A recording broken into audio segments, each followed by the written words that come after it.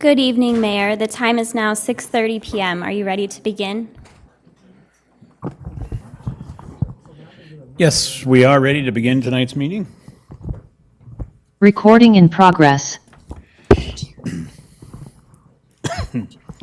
Good evening, and welcome to the regularly scheduled meeting of the Petaluma City Council and Petaluma Community Development Successor Agency for Monday, November 6th.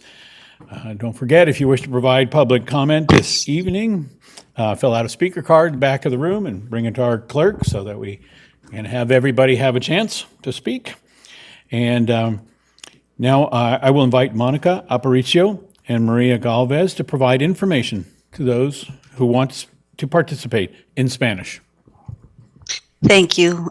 Good evening, all.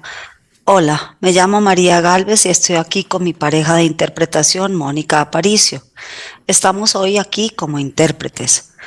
Hoy este evento se llevará a cabo en español e inglés. Se usarán ambos idiomas activamente, así que usted podrá elegir un canal para participar en su idioma preferido después de que le hayamos explicado cómo funciona la interpretación.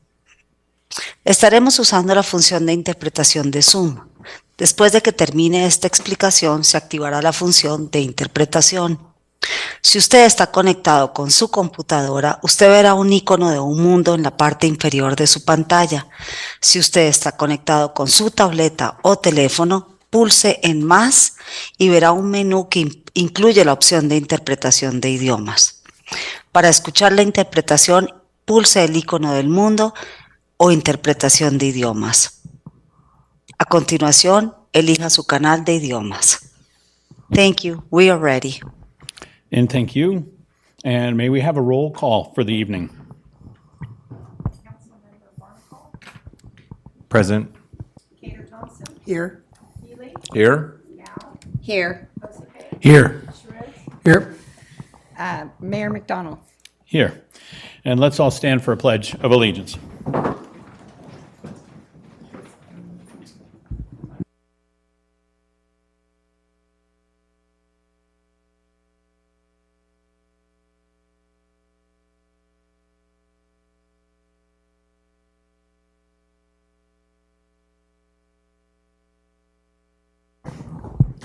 And now a moment of silence.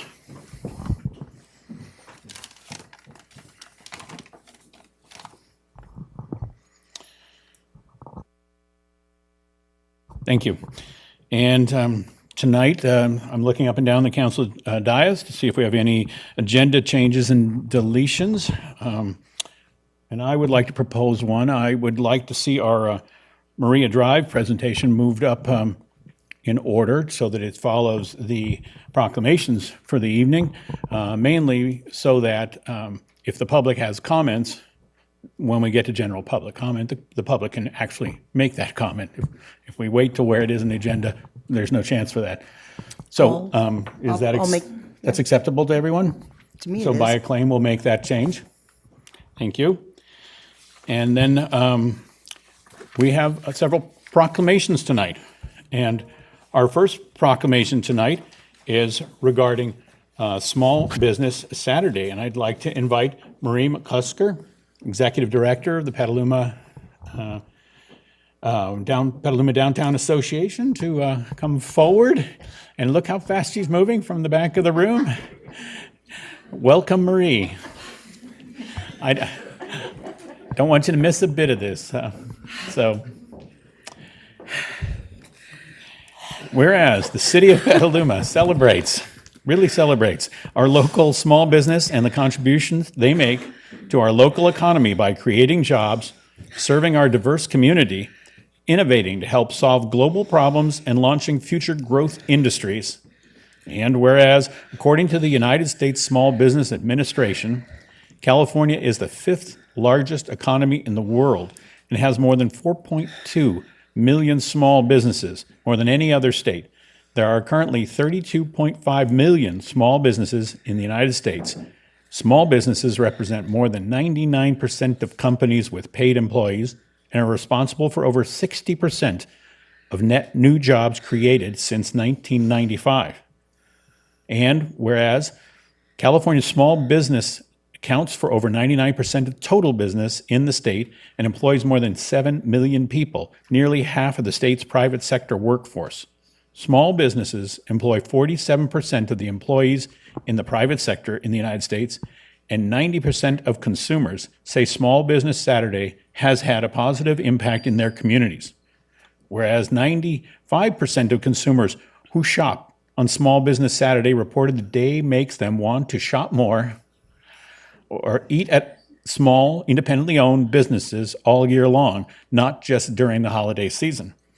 And whereas 96% of consumers who shopped on Small Business Saturday agree that shopping at small, independent-owned businesses supports their commitment to making purchases that have a positive social, economic, and environmental impact, and 97% of consumers who shopped on Small Business Saturday agree that small businesses are essential to their community.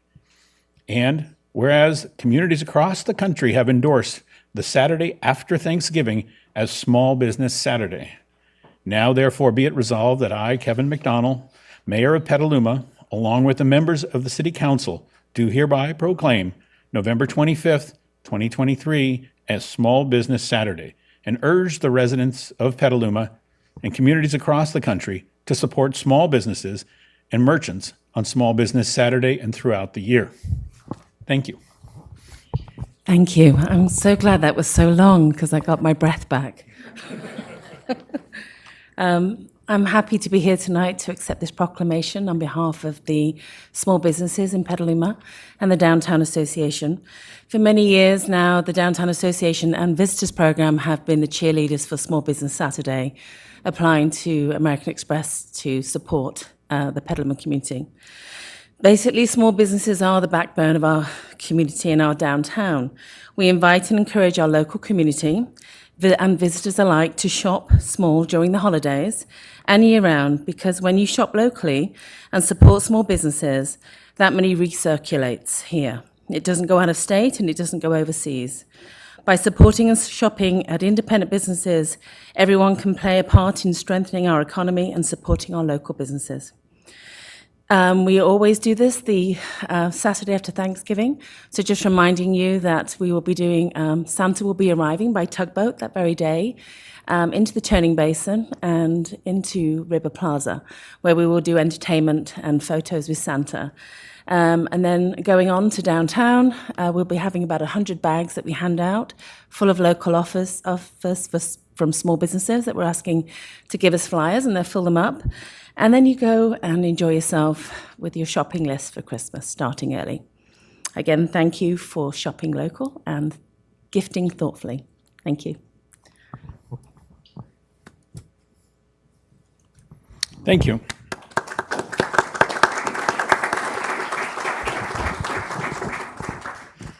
We also have today a proclamation for Veterans Day 2023.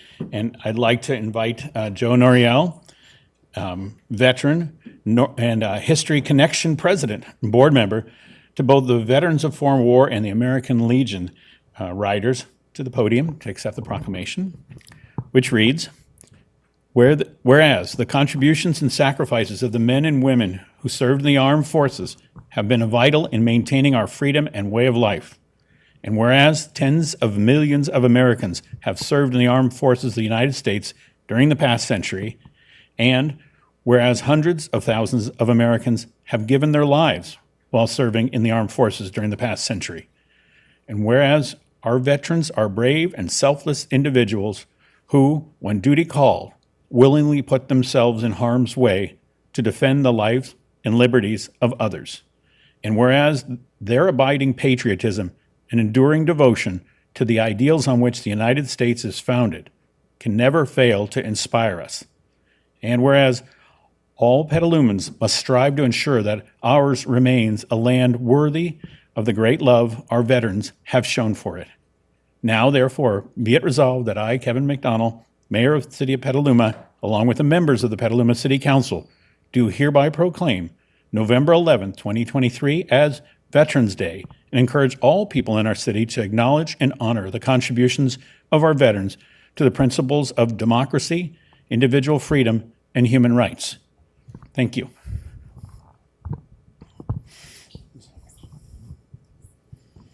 Thank you so much. Just personally, without you, the City Council and the City of Petaluma, we wouldn't have such a great parade. And I think this parade especially is unique to Petaluma. I mean, there's other Veterans Day parade, but not quite like this one. It defines our community. It really shows who we are. And I think it's something that's really well respected and appreciated all throughout the Bay Area. Special parade this year. Besides our distinguished Grand Marshal Chris Kalinda, he was a colonel in Afghanistan, 800 men. He lost 6 and made it a personal mission to represent them and visit each one of their graves and support their families. Also, just as of today, located a 98-year-old World War II veteran who lives here in Petaluma. He's a Native American. He goes by Growling Bear Mackenzie. He served in the British Army and was in Europe, served in North Africa. So he will be pretty close to the front in the parade. It's a well-deserved honor for him. And it's because of men and women like him, we do what we do. And on Veterans Day, let us remember all veterans who've sacrificed so much so we can be free. And I want to recognize a couple of the military women's group here. All right. Thank you for your service. And thank you very much.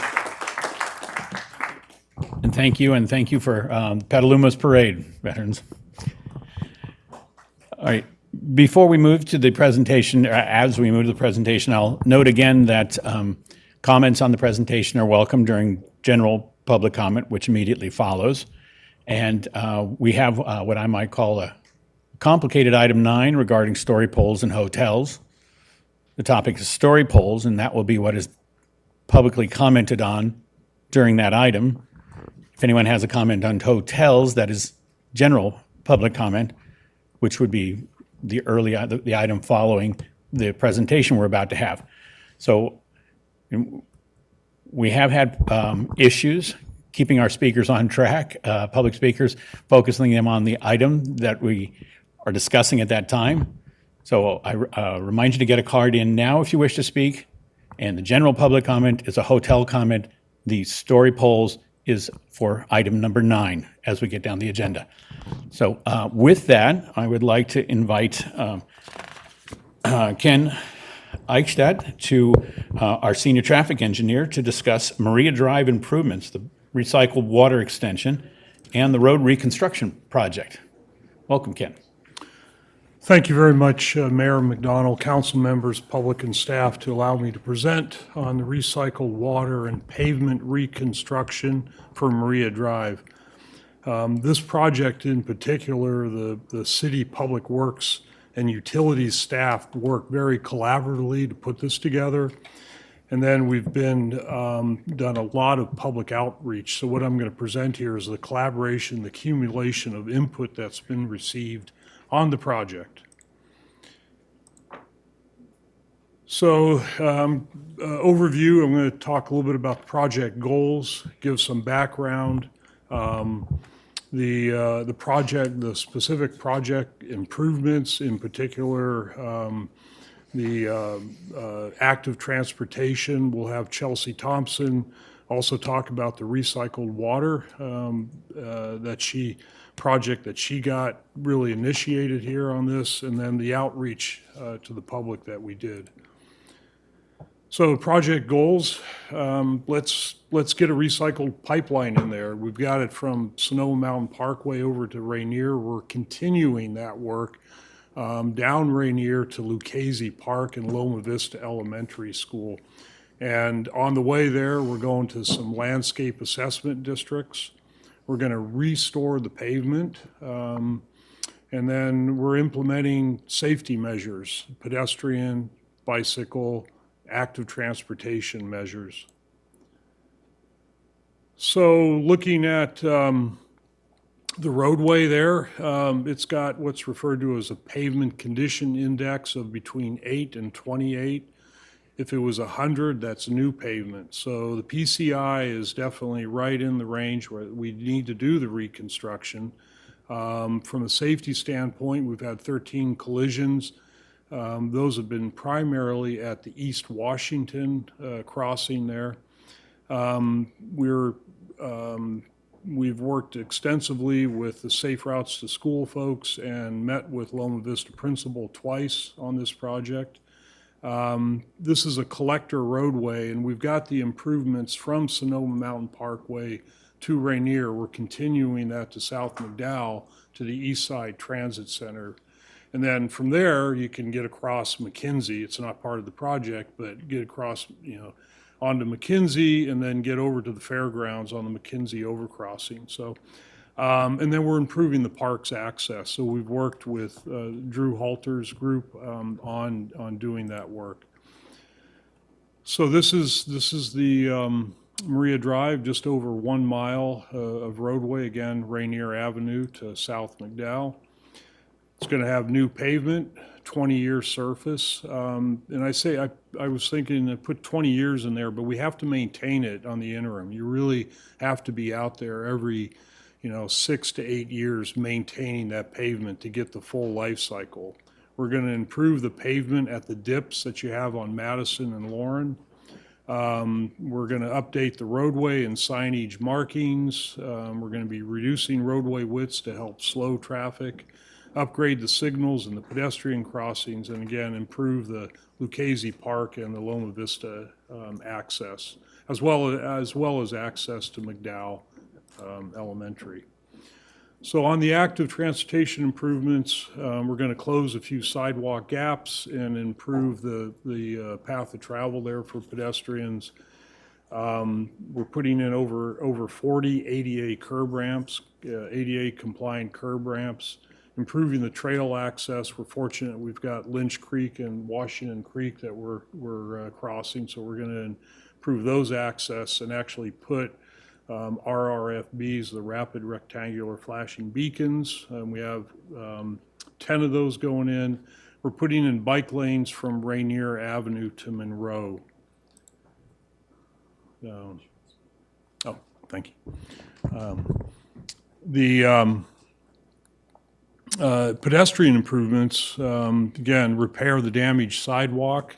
We're going to enhance the crosswalks that are in there. We have 10 RRFBs, rapid rectangular flashing beacons. We're doing bulb outs. So at the curb returns, we're moving that curb into the roadway. It shortens the pedestrian crossing distance and provides more visibility for pedestrians. We're improving the signage and markings, doing ADA compliant street corners, and then we've got a new pedestrian crossing at the East Side Transit Center there by Safeway. So again, bulb outs to increase visibility and help slow traffic. We're also going to be putting in tree wells at 3 locations at Madison and on either side of Lauren. And then we're doing lighted pedestrian crossings. We're making improvements in the street lighting, and then we're again tightening the curb radius.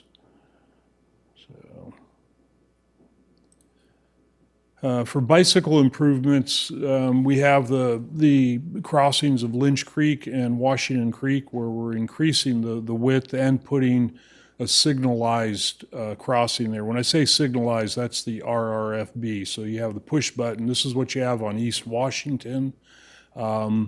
That's just helped to give more visibility to the user, to the motor vehiclists know that there's a user trying to cross there. We've got buffered bike lanes, and we will be putting in K71s, the vertical elements, sometimes called bollards, for the buffered bike lanes.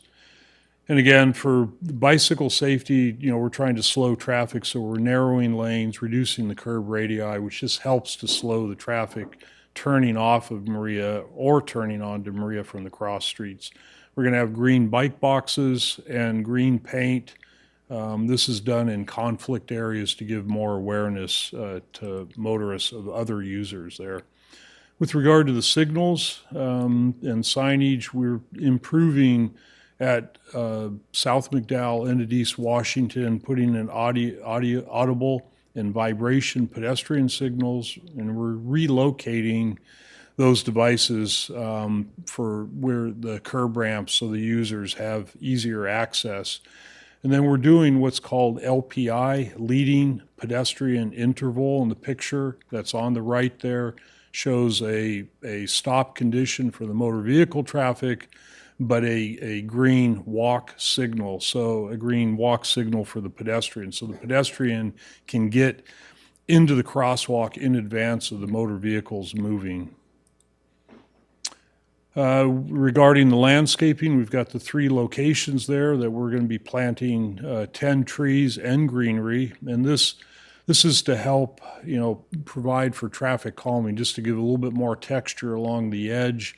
Many of the roadways in Petaluma are just kind of wide expanses of asphalt, but if we can give some narrowness to them and providing for some greenery, that's a win-win. And there's also a benefit from climate resiliency for improving the tree canopy and the aesthetics.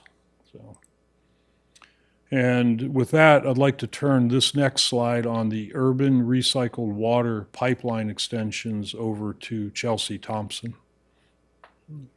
Thanks, Ken. So the City of Petaluma received 2 grants for the urban recycled water expansion project off Maria Drive. In 2022, last year, we received $800,000 from Reclamation through NBWRA.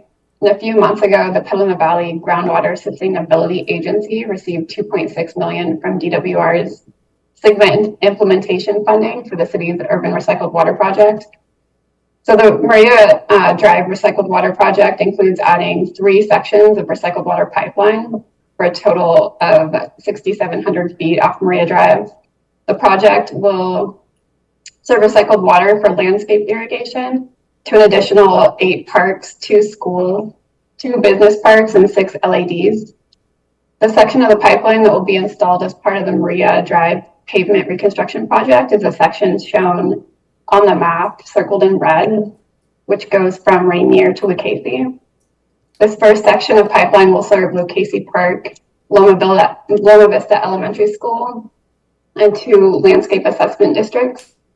And the remaining 2 sections of pipeline off of Maria will be installed following the Maria pavement project and are also shown on this map.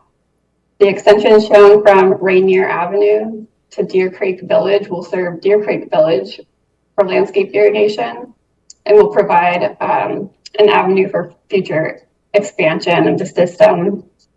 And the extension shown to the north will go from Maria Drive to Riesling Road, and that will serve several landscape assessment districts, as well as create a loop system up to Sonoma Mountain Parkway. When the 3 extensions are complete, the project will deliver about 66 acre-feet of year recycled water for landscape irrigation, which will also serve as potable water offset. Thank you, Ken. Okay, and thank you very much, Chelsea. And this has been a very good project from a collaboration standpoint. I should also mention that we've replaced water laterals. It's actually ongoing right now. And so we're trying to take care of all the subsurface elements to make sure that we're not digging up new pavement anytime soon. So with regard to the outreach, we've had a web page up, which is a comment form and sign up for information. We had a community workshop towards the end of last year. We had an initial PBAC meeting in May. We collected input, and then we presented both to PBAC and to the Tree Advisory Committee on November 1st. And then something that's a wealth of information is our local road safety plan. So we always go take a look at that. That's relatively recent, done in 2022, and there was information that helped guide the project. So some of the feedback that we received from PBAC and community members is improve the bike facilities. So we've added buffered bike lanes and green paint at conflict zones. We've put a pedestrian crossing at the transit center. In the local road safety plan, additional crossings were requested on Lauren Drive. There was only 1 there. We've added 2 additional pedestrian crossings. And then removing obstacles in the narrow sidewalks, we've added full ADA compliant width sidewalks, typically 5 feet. We'd prefer 6 feet, but we've tried to make that as wide as we can. And then adding sidewalks and reducing trip fall hazards by replacing sidewalks. And then with regard to the dips in the road, those are challenges for people with mobility issues. So, you know, we've extended the landings at the bottom of the ramps into the roadway to help with that condition and make sure that the path of travel for somebody that needs to roll, whether in a wheelchair or such, has a good path of travel to do that with minimal cross slope. So, and then on the web page, you know, the traffic calming provided by the dips is appreciated. Somebody said that, and we've improved the markings on those that follow the manual on uniform traffic control devices. This is what we did on I Street, so giving signage and markings to make those dips more visible at Madison and Lauren. And then it was requested to preserve on-street parking, and we've done that on the project. There is a few areas where, for the greenery and the tree placements, that we have had to remove 3 parking spaces. We've also tried to daylight the curbs, so we want to make sure pedestrians are visible, so we've put in red curb in areas to allow for that, so that you can see people crossing the roadway. And then again, difficult to see around buses at the Eastside Transit Center. Well, we've added a lighted pedestrian crossing in that area. The last meeting that we've had, this November 1st meeting with PBAC Tree Advisory, we recommended for tree installation, the western redbud and the agrifolia, the coast live oak. And we're going to go back and get, refine the staff's recommendation with what the tree advisory committee would like. And then the bike lane buffers, we've put in, 52 K71s within the buffer where it's doable on the project. That went in. There was also discussion on bioswales, soil testing, different tree species selection, parking, public art, the pedestrian flag program, the East Side Transit Center crosswalk location, and esplanade trees for the sound wall in East Washington, and then discussion with regard to tree maintenance by city or property owners. So those are some of the points on that November 1st joint meeting. So where are we right now? Well, the project is out to bid. We're hoping for construction starting in spring of 2024 and with completion in fall of 2024 of next year. So with that, I thank you for your time and welcome any comments you may have. Thanks. I'll bring it back up to council for any questions or comments, and the vice mayor. I have a question on the Park Place condos. Can they receive recycled water? They have a huge area and a lot of lawn. Right, and that's probably going to be a Chelsea Thompson question, but I'll just say the 12-inch recycled water line that we're picking up from Rainier is going to go to Loma Vista School and Lucchese Park. So I don't know if you want to add anything, Chelsea. Yeah, the Park Place condos, and I'd have to double check, but I'm pretty sure they're on groundwater for their irrigation. And I do understand that we get a lot of complaints of water waste coming from the landscape from that area, but I do believe that they use a private well for irrigation. But it is something that we can look at adding them to recycle water. That would be great, at least to connect with them, because it's a huge amount of lawn in this complex. A lot. It is, yeah. Yeah, and then the other thing is, I'm glad the dips in the road are going to get better. which is fantastic. And I just want to bring up Carol Bracco used to come to council meetings. We go together, and we have more pictures of this street and why it needed to be repaired because she was in a wheelchair. So she's no longer with us, but I'm sure she's smiling about this. So thank you for this important improvement on Maria Drive and completing it all the way to Washington Street. Councilmember Barnacle? Yep, I heard this the other night, so I'm not going to keep my comments brief. I just want to really emphasize that the crosswalk at the East Side Transit Center is going to make a huge improvement for safety in that area. And then just encourage, the K71s are great, but it'd be, this is a permanent installation, so if we can install some permanent concrete stuff there to actually protect bikers and not just give the illusion, that would be great too. So, thank you. Councilmember Now? Thank you, staff, for all the work that you put into this. I need a translation for tightened curb radius. I'm not familiar with that term. Okay, let's see, I don't know if I have a good example here. So when two streets intersect, that intersection where the curb is curved, that's the curb radius. That's the curb radii. So it's where you would have a pedestrian would be crossing there.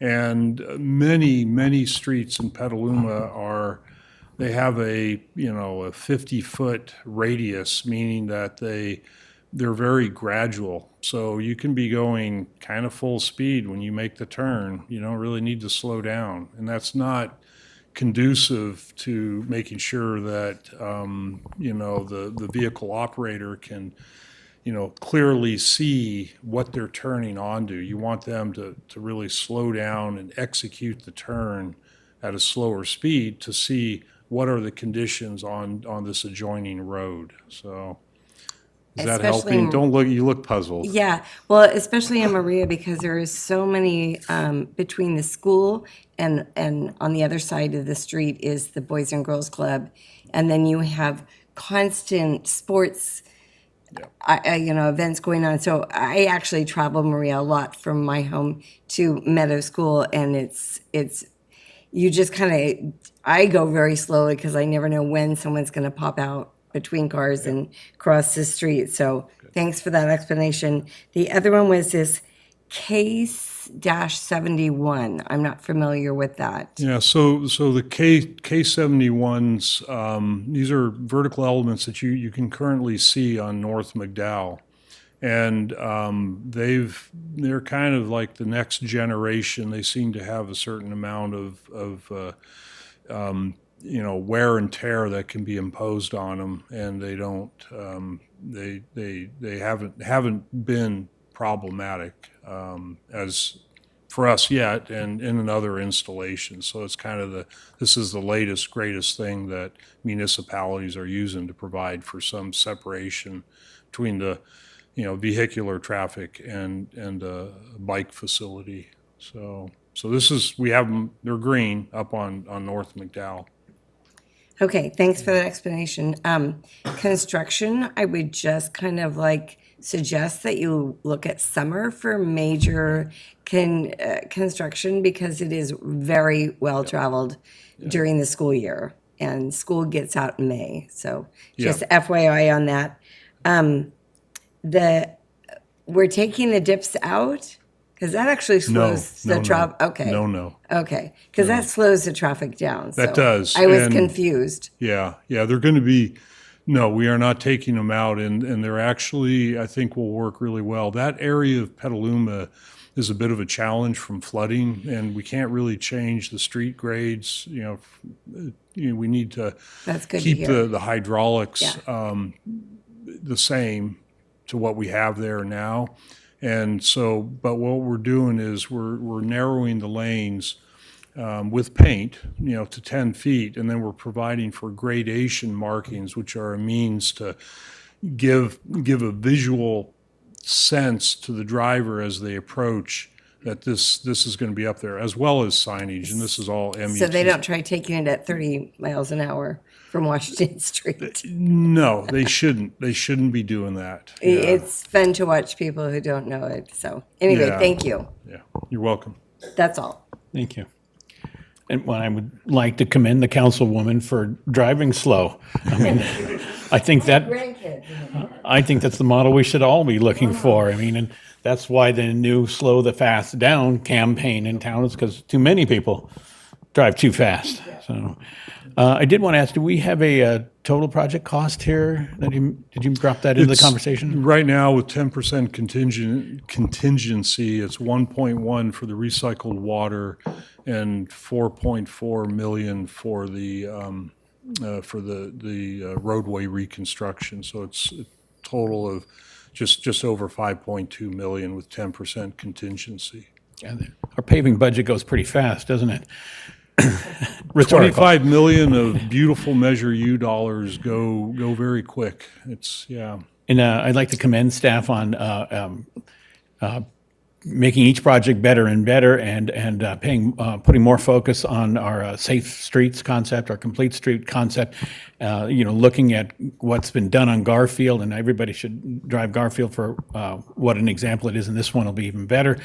I do notice at the corners, you're holding parking back a little bit from the corners as well for better sight line. We are, and that's actually a state mandate. There is an assembly bill on that, so. As a ped and biker, I certainly appreciate all those improvements. And thank you very much for your presentation tonight. And I'm sure there'll be questions in the general comment area. There he is. Good evening, Councilmember Shrives. Did you wish to comment? Thank you. I know I live right near there, and so when I first arrived, I didn't know, and so I bottomed out my car several times before I learned. So the dips, hopefully, will still be there, but definitely, even going at 15 miles an hour, it will ruin the springs on your car. So I appreciate that if there was anything to do. I know with the water movement down there, when they redid it 30 years ago in the paving, they actually got the dips actually got deeper because they put the paving asphalt on top of where it is.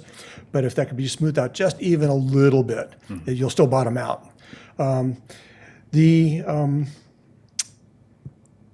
thought I'd just ask on some of the estimates of costs and way to compare. So there's two things I'd like to just have discussed or compare.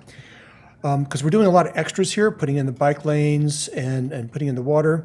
If we were just doing this like a normal pavement job and just run down the street for this mile without doing all the extras, which we really do need, but just so that we know the cost of doing it the right way, what would be the cost difference between just doing the paving with maybe the water added in, but just doing all the extras, the trees, the bulb outs, the extra lights and everything? What's the additional cost of doing all that? Without going right into the cost estimate on it, typically we're seeing 20 to 30% is related to that. Okay, good. So for a 1 mile road, you're talking about a $5 million front end for that mile road, and at 20% to 30% just for the extras. That's actually pretty good value, I would think. I was afraid it might be up to 50%, but just 20%, that's a reasonable amount. And if we look at just so the public knows about the cost of doing this on a per house, knows we're paying our taxes, property taxes. So on a cost per house, is there an estimate of what this might be just for that neighborhood if we were to do all the roads like this? So we kind of knew if we did the whole city like this, just so we understand the value of what we're getting here. Yeah. Is there a cost estimate for that? Because there isn't that many houses just right on that street as compared to just on just laterals to it. Yeah, I wouldn't look at it cost per house because it's a connector roadway. So it's not an arterial like North McDowell or Petaluma Boulevard South, but it's a connector roadway. So it has higher ADT, average daily traffic, and we're running 6,000 to 8,000 vehicles a day, and it's not necessarily directly related to the houses.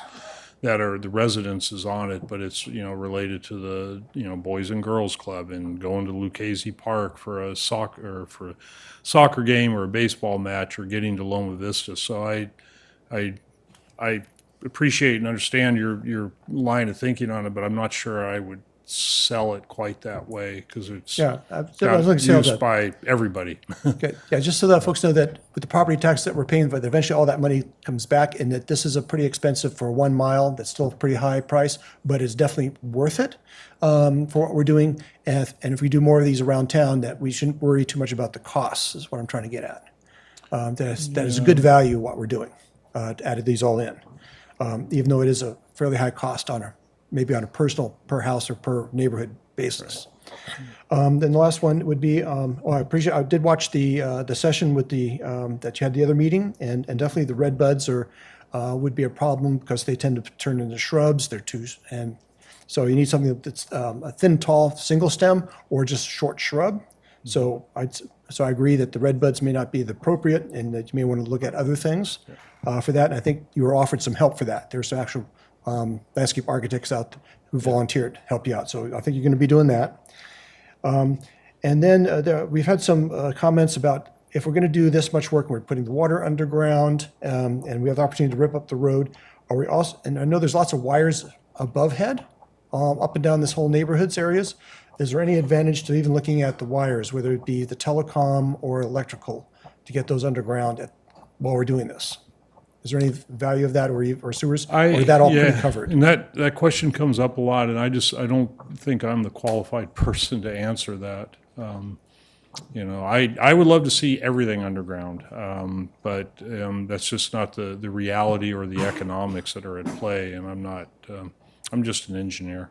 Yeah, right. But it's just a single road, and so if you did the whole area, that would be one thing. But just a single road, just so that to answer the question that folks asked about getting wires and underground, and if is there any water pipes that could be replaced at this time as far as the sewer or water lines? Or are they all We've okay? actually been doing that. I should mention that we have replaced laterals on all that, and certainly and just to go back to the utility underground, I mean that's something that we can look at. It's because it gets asked a lot, and I'm not sure we have the best answer for that.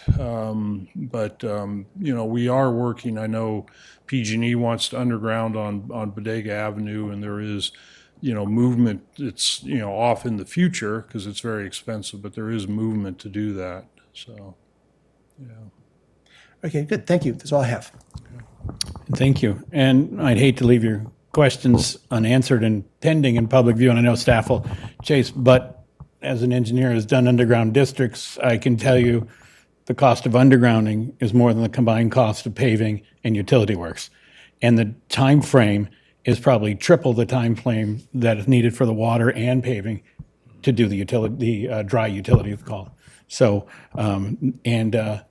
the funding for that is from the agencies who are not putting money into Petaluma at this time. So, cost, schedule, and source would all be prohibitive for Petaluma.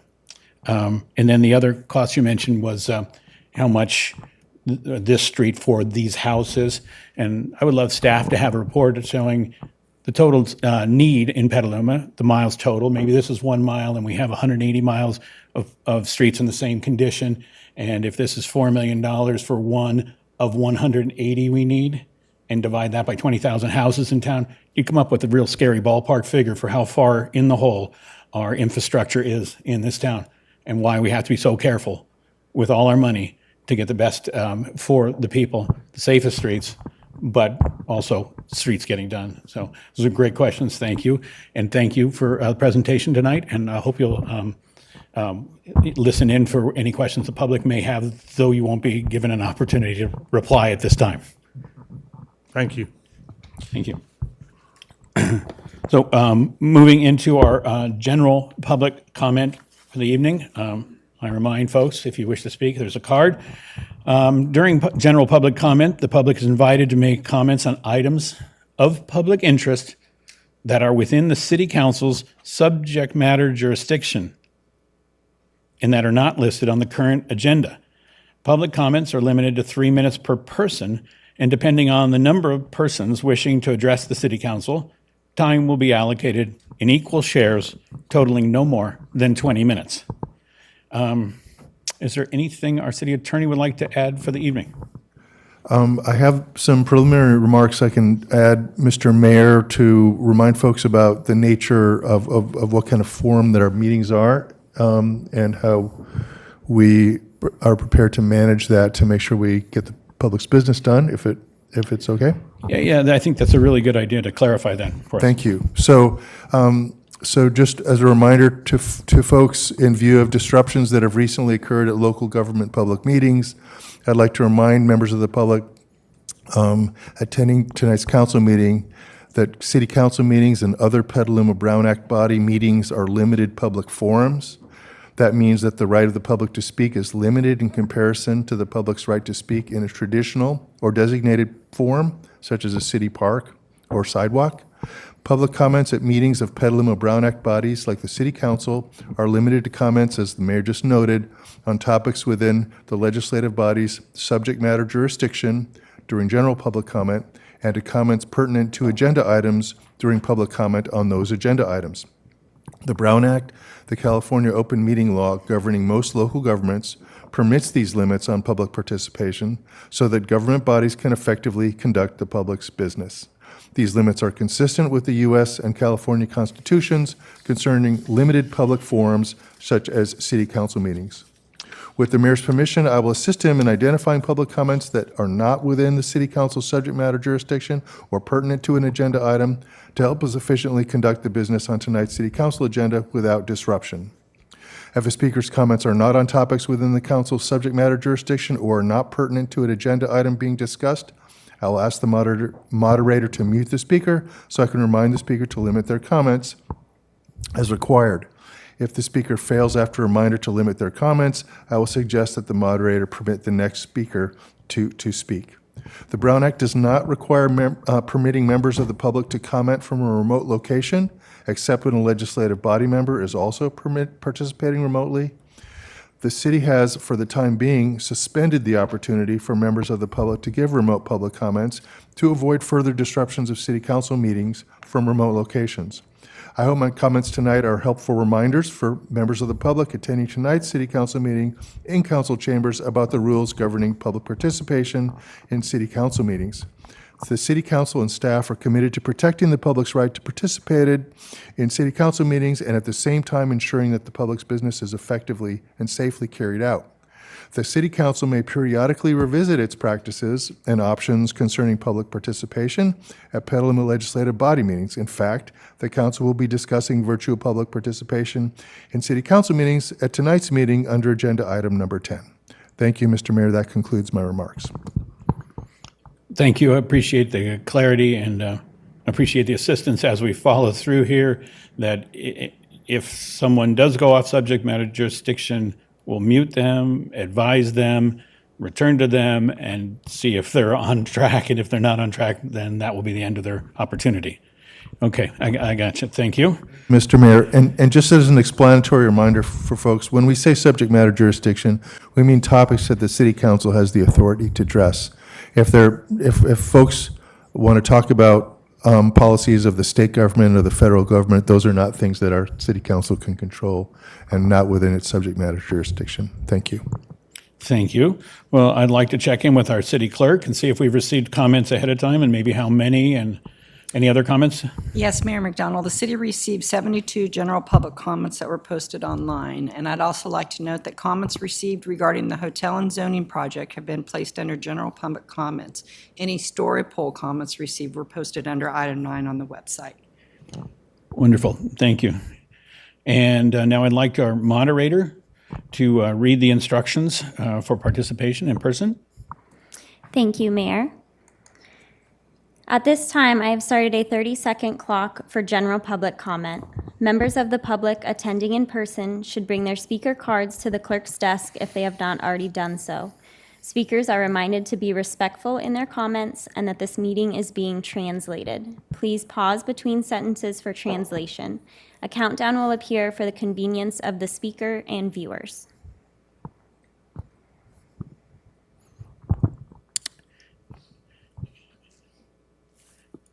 Okay, thank you very much. And now I'm counting the cards I have to speak in general public comment. 1, 2, 3, 4, 5.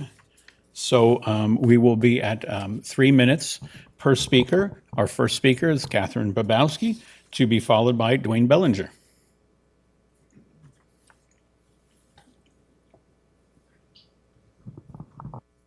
Yes, my name is Catherine Habrowski. I'll bring in two matters to your attention.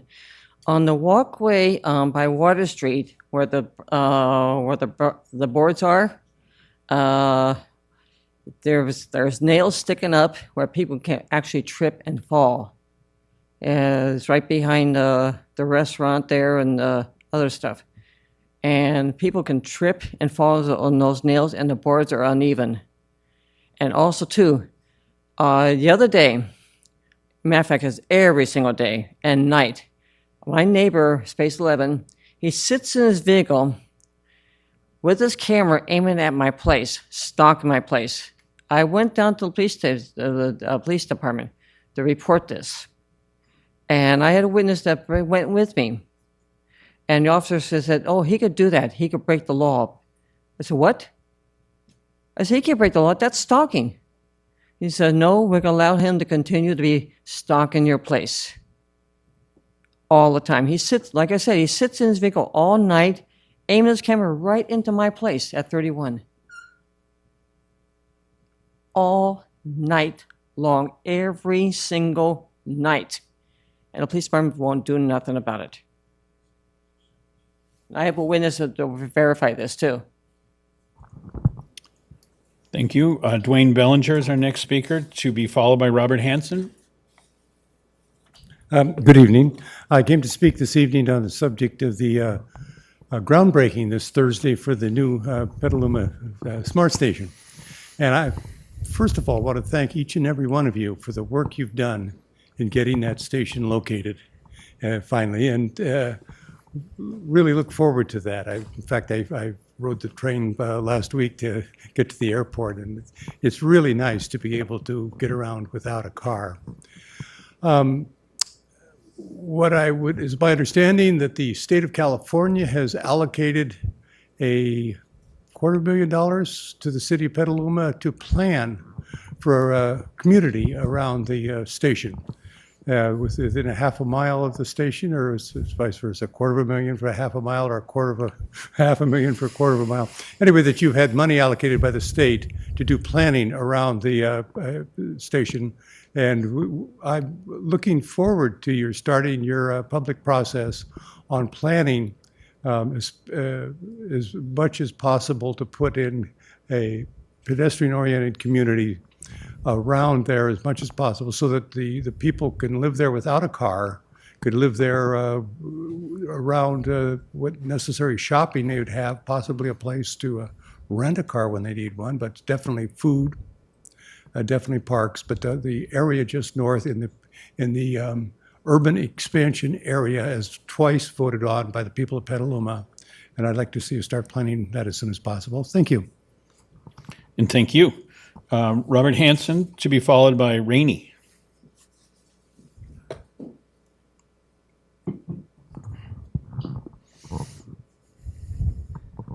Good evening, everybody. Robert Hanson, Independent. For the last 2.5 months, my public comment has been both interrupted and terminated by my city council. My topic of concern are federal and state government declaring war on the health and safety of our children. But tonight I'd like to talk about something that every citizen of Petaluma should be concerned about and aware of. 9-10 years ago, I was living at the Petaluma Hotel. It was owned by a friend of mine, Robert. An offshore Chinese investment company made him an offer. Petaluma Hotel was sold to Communist China. 5 years ago, China sold the Petaluma Hotel to India. My first thought, with these 8,000 documented Chinese military now in our country, funneled through our southern border by Joe Biden, Gavin Newsom, will they be funneled through the Petaluma Hotel to be dispersed throughout our state, throughout our country, to attack our infrastructure? Because that's why they're here. Will these 8,000 documented Chinese military be funneled in part through the Petaluma Hotel onto the 380,000 acres of U.S. farmland Communist China owns? Much of it surrounded by I'm going to military ask for bases. the microphone to be muted for a moment. And City Attorney, you want to make a comment there? Sure. We're- Mr. Hanson, Mr. Hanson, I'm sorry, your microphone is muted right now. This is an example of something that the council doesn't have the power to address. I do not lose my First Amendment when I walk through those doors. So, as I explained earlier tonight, this is a limited forum, and the forum that the public are free to participate in at the city council meetings is one in which they comment on issues that the council can address and issues that the council is addressing on tonight's agenda. Hotel in Petaluma. And you're talking about foreign nationals and how they move into. Chinese military, 8,000 documented. Right. That's not something we do not, immigration policy is not something local governments control. So if you're able to. And I think what we're gonna do here is we're gonna ask you to.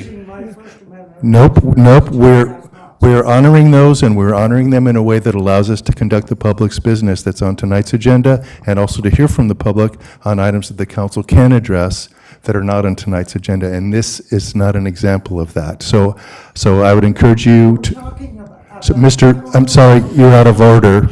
This is not a back and forth. That's out of order, Mr. Mayor. I suggest we go to the next speaker. We need to move to our next speaker. We will ask the. That is not true, Mr. Hanson. I've just explained it. It's not true. I'm going to ask you to leave the microphone, or we'll have to declare recess and have the officers engage with you so you don't disrupt this meeting further. Excuse me, Mr. Hanson. All right, so we're moving to our next speaker now. And thank you for your comment, but we're moving to our next speaker, who is Rainey, and that speaker is to be followed by Nishan.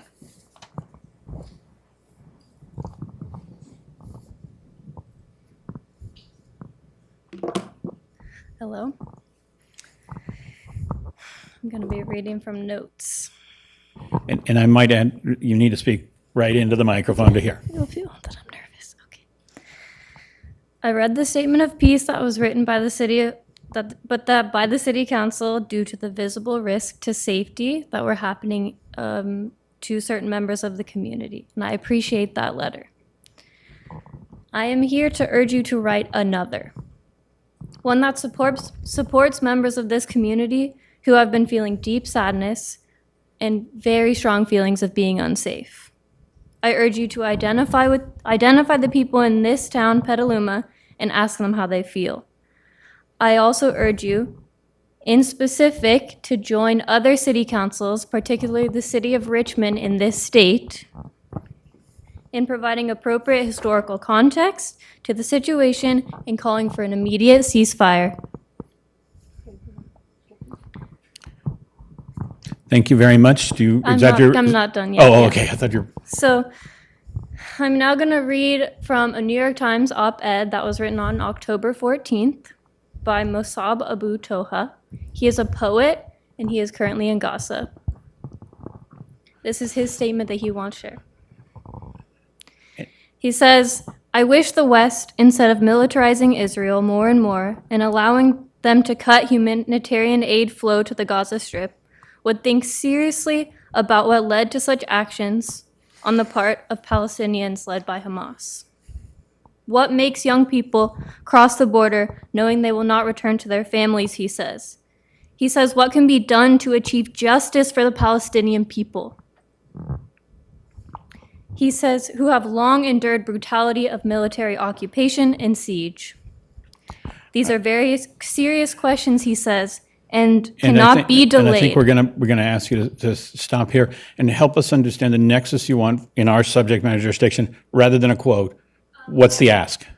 I have emailed each of you the resolution that the city of Richmond signed, and I'm urging you to sign a resolution like that, have conversation with people in the community about the safety risks that they all feel, and have another letter. These are very serious things that are happening. And city council represents the community, which can put pressure on governments, federal and state. And I understand that's not your direct role, but you speak for this town, and there are many people in this town who see that going to city council, asking a resolution, having the voices of all the people heard, calling for a ceasefire, most importantly, so that more people do not have to die with the military money that we all fund. We're all taxpayers that are funding this, and it's troubling that the bombs are made in the United States and they're being used to kill people and they're escalating things, and it's not okay for anybody, and I just don't support that. And I think that the community would feel safer with a comment, whatever that may be from you, just knowing what you would like to say regarding this topic. Thank you. Our last speaker is Nishan.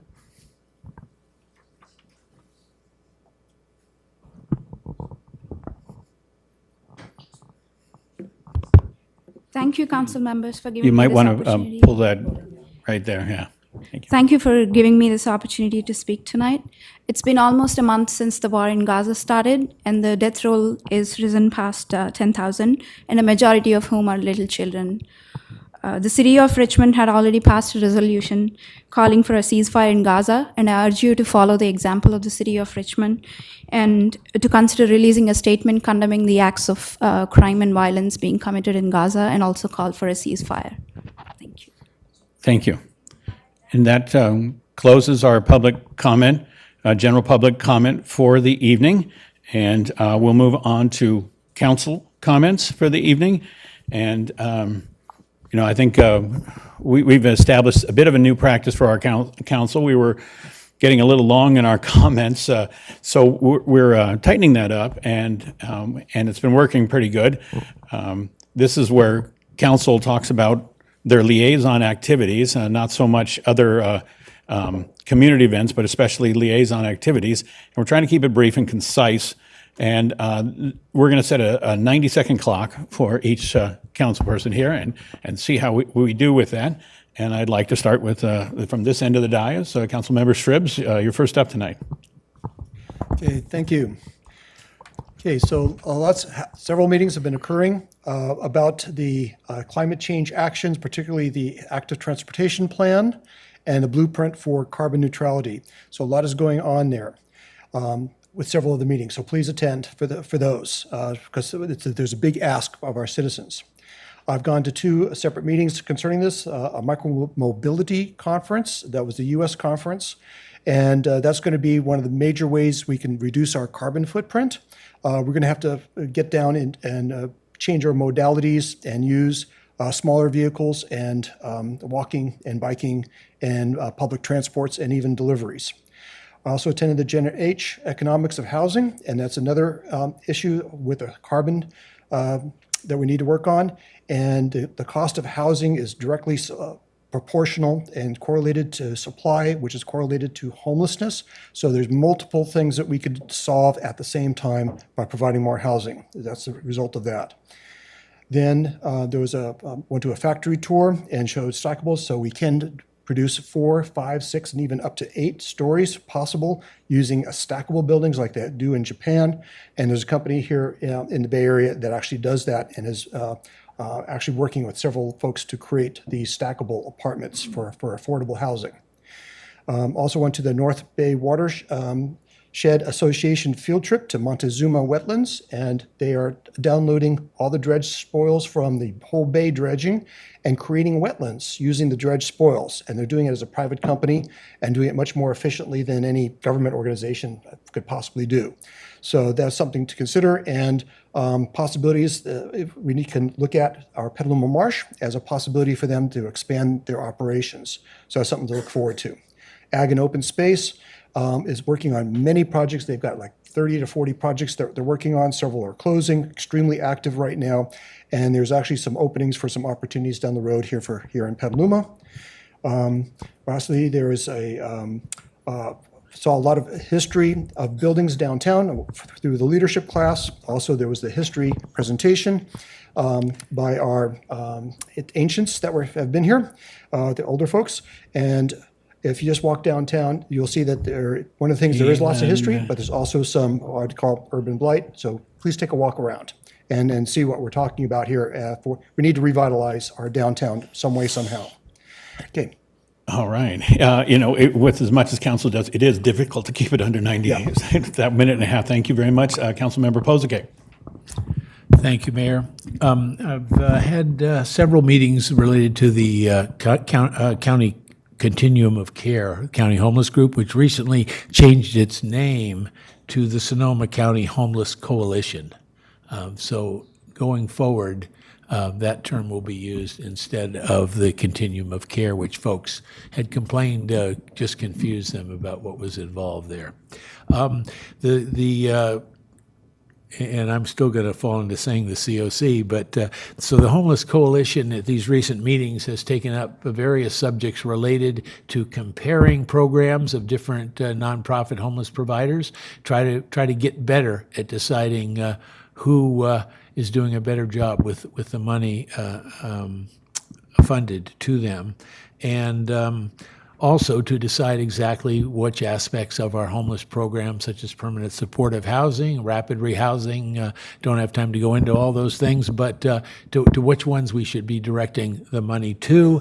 And finally, I'd just like to go on record as supporting the request of the two young ladies tonight that we consider another resolution in respect to a ceasefire in the Middle East. Thank you. So, thank you. Council member now. Thank you, Mr. Mayor. I'm going to use my 90 seconds to real fast. I'm on the airport liaison, and if you're a pilot or a passenger of an airplane flying in, you'll notice some improvements in our runways. Also, this weekend, on November 11th, Veterans Day, a Huey helicopter will be flying over Petaluma for the Veterans Parade, but it will be using our Petaluma Airport as its takeoff and landing. And so if children and families want to go by and see a Huey helicopter before it takes off for the parade in downtown, go out to the airport. So the veterans, it's called Vets with Corvettes. They will be lining up at the airport before the parade and then parading downtown to join the parade. So that'll all be at the airport Saturday morning. And on Veterans Day, the museum will be holding their exhibit on women in the military. And there's also a bike ride that will be starting at McNair Park for veterans. And the parade's at 1 o'clock. And at 7 p.m., there's a Sabre 6 Veterans concert. And there's also a Ghost Walks happening in Petaluma in November, sponsored by the museum, which is part of our city Petaluma Parks and Rec Institute. Is that 90 seconds? Phew. Wow, perfect timing. Thank you very much. Vice Mayor Cater Thompson. I just want to make a comment on the Richmond City Council because I did watch that meeting till past 12:30 at night. And a lot of the comments were pretty surprising. October 7th never happened. That's the end of my comments. Thank you very much. Councilmember Healy.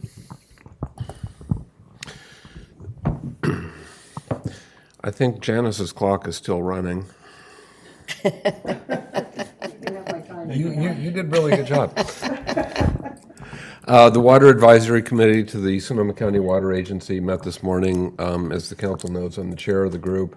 I can report that the next 12 months at least are going to be all Powder Valley all the time.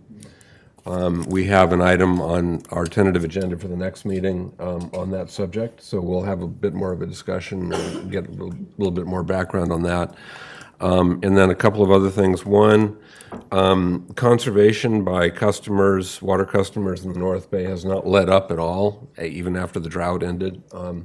And So the good news is that water sales are 1,000 acre feet below the water agency's draft budget or current budget for this year.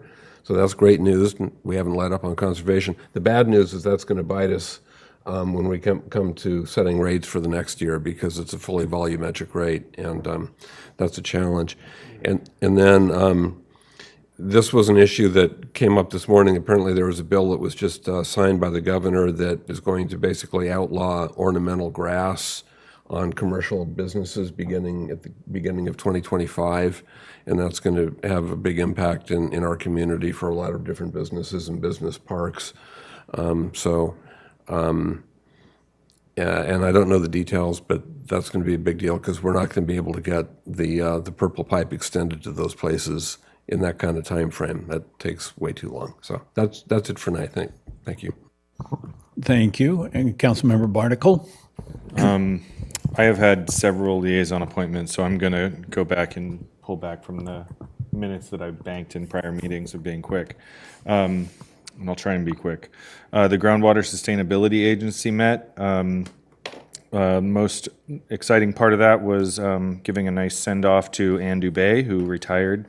But some of the more substantive pieces of that were all three of the GSAs in Sonoma County received full funding for their implementation grants, which is a big deal. It was I think it was like 10x oversubscribed the program, and we got all of the money we were looking for. So it was kudos to the Petaluma GSA and the team that's working on that. More substantive is we're going to be relooking at fees, which, if you recall from the last time that came forward, there's a new ad hoc to look at fees going forward. And apparently the County Board of Supervisors has been pushing for consolidation of the different GSAs as a cost-cutting measure. So interested to see how that plays out. The Pedestrian and Bicycle Advisory Committee has been very busy. We had an open house where several people came and gave feedback on our active transportation plan. We also had a joint meeting with the Tree Committee to look at objective design standards. So when that comes forward, there'll be some great input on trees and active transportation amenities in the objective design standards. I had a Sonoma Clean Power Board meeting where the most substantive thing was the net billing tariff, which is the solar tariff. We basically aligned with what PG&E did in the NEM, or Net Energy Metering 3.0 proceeding, and I think it gave myself and other members of the board some heartache because of what we've seen in the decrease in solar applications since NEM 3 went into effect. I've heard amazingly positive feedback from the community about the Safe Streets nomination program. Probably most exciting, I had a conversation with multiple residents on Madison Street. Also talked to the general manager at Clover about some of the safety issues on Madison Street. So looking forward to pushing forward, hopefully some traffic calming on that. But also I've heard from Bjorn at the last PBAC meeting that we're seeing a lot of subscription to that with, I think he said 10 applications a day for the Safe Streets nomination program. But so really looking forward to seeing that move forward. And then just as a follow-up to our last meeting on the active transportation update, plan update, the next day I had a conversation with my best friend who lives in a different city, and he just got hit on his bike and has a fractured wrist and fractured ribs. So apologies for feeling more bullish than ever that we need protected bike lanes, and that the K71s aren't going to be enough when cars come into the bike lane. And then finally, on a lighter note, something I'm really excited about and proud of, for the last several months, I've been working with a group of people to basically come up with a project to put a BMX biking track on the infield of the Petaluma Speedway. On Friday, we launched the campaign for that. It's called Speedway BMX, or speedwaybmx.org. It basically would allow us to have a year-round family-friendly activity. There's no BMX tracks in Sonoma or Marin County. And so that gives us a new use at the Petaluma Speedway that doesn't compromise anything and gives us a lot more activity there. So that is my comments. Apologies for going over. Thank you very much. Good report. And there have been so many public meetings in the past couple of weeks that, I don't know where to start. You're hearing everything. And I do want to thank staff for hosting so many of these. I know we had the big Caulfield Crossing meeting, and it was well attended. People got a lot of information about what's being proposed for that river crossing that'll bring traffic relief to Petaluma. The Oak Hill Well project had a nice public turnout and staff reports. Appreciate staff there, and of course the active transportation meeting.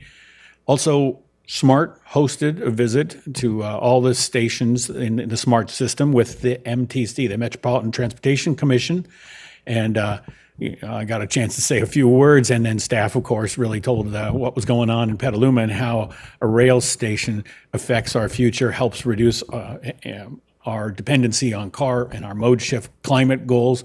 So that was really valuable to be able to speak to the funding authority, Metropolitan Transit.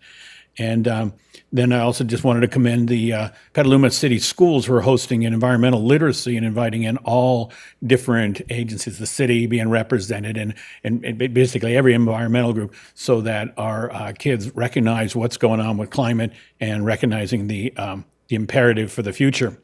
And I do want to note about the Veterans Day parade this weekend. And remember, the easiest way to get there is on foot or on bike, not on a car. But lastly, on a heavy note, a note of concern, at our last council meeting, we passed a resolution again declaring support of human rights of all Petalumans and condemning hate speech, racism, and acts of extremism. And yet, before the ink was even dry on that, we've had yet another example of racist hate speech right here in Petaluma. Our support goes out to that business, and I know most of the council visited with that business owner who is subject to this awfulness. But it exists, and none of us approve of it, but we must declare no more. We must demand change. And I think the path to that change is to admit to ourselves that racism and hate exists in our town, every town, and we need to see it for what it is and not minimize the impact that it has to be. We need to declare, each one of us, that there is no room for hate and there's no room for racism. And that concludes my comments, and I think I have a segue over to our city manager's report from that note. Yes, thank you, Mayor, and good evening, City Council and community. That is a perfect segue into one of the comments I wanted to make tonight. And just wanted to reflect on the city's participation in United Against Hate Week. And so at the City of Petaluma, our dedication to diversity, equity, inclusion, and belonging, we believe is at the heart of our community ethos, and that commitment is championed by our DEIB staff-led team. And we have elected to participate in United Against Hate Week, which is a national movement, and it will be next week, the week of November 12th. We're actively spreading the message that we are united against hate by distributing posters. They'll be displayed in a variety of city facilities, as well as there is a banner over Kentucky Street. So it went up this morning, I'm told. So if you have not seen it yet, please go check that out. And these measures are designed to inspire collective action against hate. For more details, you can visit cityofpetaluma.org/UAH, United Against Hate, and join us in taking a stand and uniting with Petaluma against hate. So happy to be participating in that movement. And then the second thing I wanted to mention today is, on a different note, we are very excited to welcome our new finance director to the city team. Jessie Gooch has been on the job for a total of 6 days, I believe. And we're very happy to have her. We stole her from the city of Napa, and she's a Sonoma County native and brings a lot of expertise in accounting, finance, budgeting, and forecasting. So I wanted to invite her to say hello and say a few words. Good evening, Mr. Mayor and council members. I just wanted to say that I'm thrilled and honored to be part of the Petaluma team, and I look forward to working with you and the community, and also to partnering with Corey and our stellar finance team to continue to provide you with accurate reporting reporting and innovative financial solutions. So thank you. Wonderful, and we all welcome you aboard. And thank you. Thank you, Mr. Assistant City Manager. And that moves us to our consent calendar for the evening, and looking up and down the dais to see whether anyone has a comment on this. Councilmember Healy. Yeah, I'd like to pull item 2, please. Okay. Any other comments before we move into this? And then I'd like to, agree to poll item 2 and treat it separately, and then also to, let's have council comments first before we go to public comment on the consent calendar. And let's start with item 2, and Councilmember Healy, your concern. Sure. I would request that item 9 on the tentative agenda for the next meeting, which is resolution expressing the City of Petaluma's support for the Bay Area Housing Finance Authority proposal to place a general obligation bond on the November 2024 ballot, that be continued to a later meeting. And the reason is that the BAFA proposal is still very much a work in progress. Some council members may be aware that Nancy Hall-Bennett with the North Bay Division of the League of Cities is trying to arrange a coffee chat with the North Bay MTC commissioners, who are the ones who are empowered to place that on the ballot, to talk about how the money flows back to the jurisdictions. Currently, and this is very opaque, but currently from what I'm able to discern, most of the money would flow through county boards of supervisors, and it would be at their discretion on where the money goes. But there are some cities that have been carved out from that and would get direct allocations. So City of Santa Rosa is one of those. City of Napa, which is not that much bigger than us, is another one. And I think we should try to get that problem fixed before we sign on supporting with something that really should be better. And there's no urgency at this point because it doesn't need to go, it won't be placed on the ballot until at least spring of next year. So I would request that item 9 be removed, and I would actually move the consent calendar with the one change that item 9 be removed from item 2. I think I'm going to hold motion till after public comment. If you want. And come back to you on that. Does any other council member have a comment on council members Healy's comment on item 9, future agenda? And anybody have a comment on any other part of the consent calendar? I just wanted to express appreciation to staff for in item 2, SMART. We're awarding the station. We're coordinating expenditures with SMART on the station expansion at Corona, and staff has made every effort to accelerate the McDowell Street crossing right up front, to the early end of things, because I think if you let the train company decide what gets built, the train station gets built in, for the city, and with our money, we'd really love to have McDowell finished up first. So thank you very much to staff, and let's go to general public comment on that. Do we have any comment on the consent calendar items? Mayor McDonald, there was no comments received. Thank you very much. And I have no cards in-house for that comments right now. So we'll go ahead and close public comment and bring it back to council. And I believe Councilmember Healy has a motion for, would you repeat the motion? Sure, I'll remake my motion to approve the consent calendar with the one change that item 9 be on item 2 be continued to a date uncertain. Second. Okay, good. So the motion clear to everybody, and good. I'd like to have a roll call vote on the consent calendar with the motion as made. Councilmember Barnacle? Aye. Cater Thompson? Yes. Healy? Yes. Now? Yes. Posake? Yes. Shribs? Yes. Mayor McDonald? Yes. Motion passed unanimously. Thank you very much. And that moves us to our next item, getting into public hearings and matters for consideration. This is a resolution declaring the results of a majority protest proceedings and adoption. That's the second reading of Ordinance 2866 to renew the Petaluma Tourist Improvement District. And we have Ingrid Alvarde, our Director of Economic Development, Open Government, to lead us through this. Welcome. Great, thank you very much. This will be a short item. This is hearing 3 and final hearing to approve the Petaluma Tourism Improvement District. This is a second reading of an ordinance you approved, or you introduced, and it is also a majority protest where we would be accepting possible protest. We have not received any protests from any of the hoteliers. In fact, each hotelier has submitted a letter of support. So that is really the extent of this final hearing, and I'm happy to answer questions. We have the consultant online if there are other questions about the PTID. Okay, let me bring it back to council and see if anybody has a question about this. It's our third time at it, so probably we're, pretty much understand where you're Got headed. all the questions answered? I hope so. And then formally, I guess, we have to open a public hearing on this matter and also state and remind that protest letters must be received prior to the close of the public hearing. And those not received by regular mail at this point should be walked up to the city clerk located at the front of the council chamber. And not seeing anyone rise to their feet, I will close the public hearing on this matter.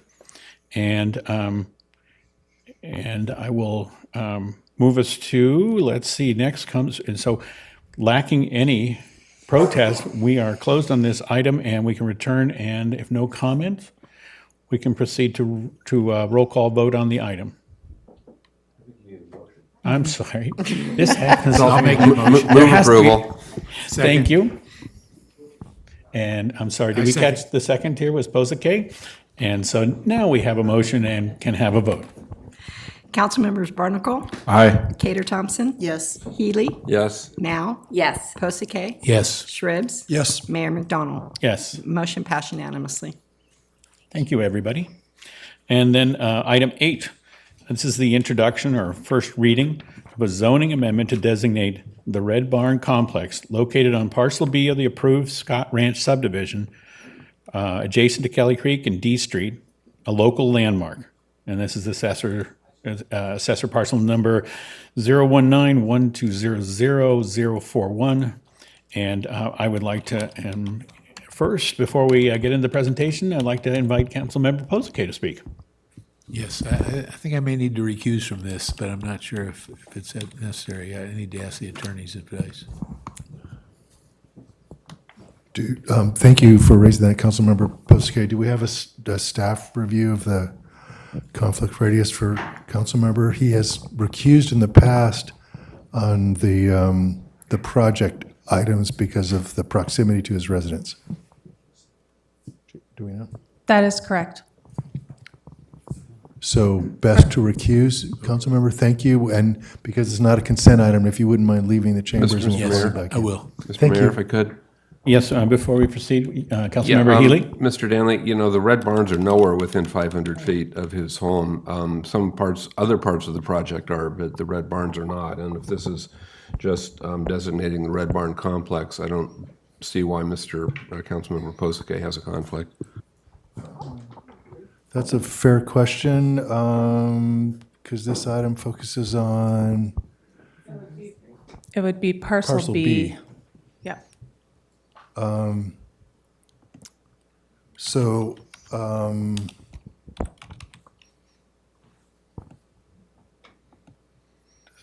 well, I mean, the most cautious reading would be to confirm whether or not Councilmember Posake's residence is within 500 feet of the perimeter of parcel B, and I don't know that answer. Are you able to check? You're not. I'm sorry. I would need to see a map, but I think I'd be sure about 500 feet if I saw a map. I just thought it was still the whole property was going to be, If we want to take a brief recess, we can pull up the map to confirm. Could we do that, Mr. Mayor? I'm sorry. Yes, let's take a 3-minute break, and can we post our meeting break period on the, thank you. Thank you. We have 3 minutes. Thank you. What's that?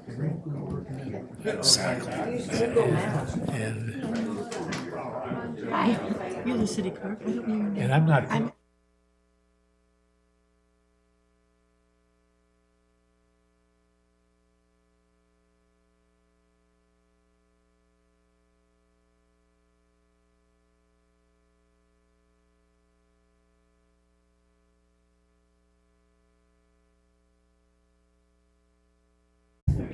Yes, after discussion with staff and looking at the map, I will need to recuse from this item. Thank you, Councilmember. And just to confirm, it will be the case that the parcels will be reconfigured, but they're not reconfigured yet. And so we believe Councilmember Pusey needs to recuse. Thank you.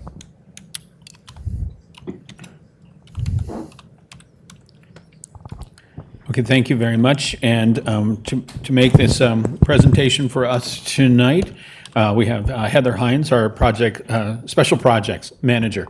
Welcome. Thank you, Mayor, council members. Tonight, we are here to talk about the Red Barn Complex and an application for local landmark designation. And why am I not moving forward? There we go. So in overview, I'm going to quickly touch on our landmark designation process, give a little background for those that maybe have forgotten where we were or why we're here, go through staff analysis, specifically the required findings for the zoning amendment, environmental review, the outreach, and finally the recommendation. Our local landmark designation process is developed really to implement. We have a historic preservation chapter in our general plan that is looking to ensure that we protect and preserve our historic and cultural resources.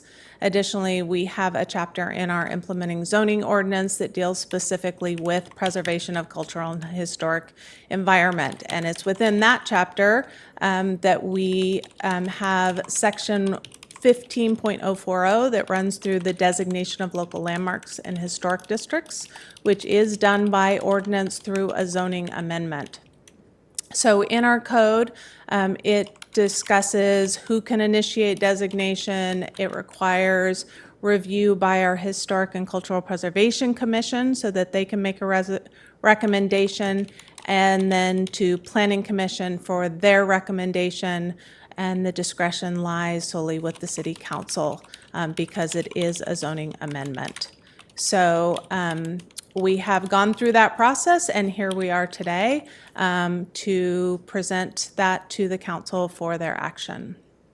So as mentioned, the City Council's role is really to consider the recommendations by both the Historic and Cultural Preservation Committee, the Planning Commission, make sure that the findings required for zoning amendments, which requires a finding of conformance with the general plan and a finding of consistency with public necessity, convenience, and general welfare.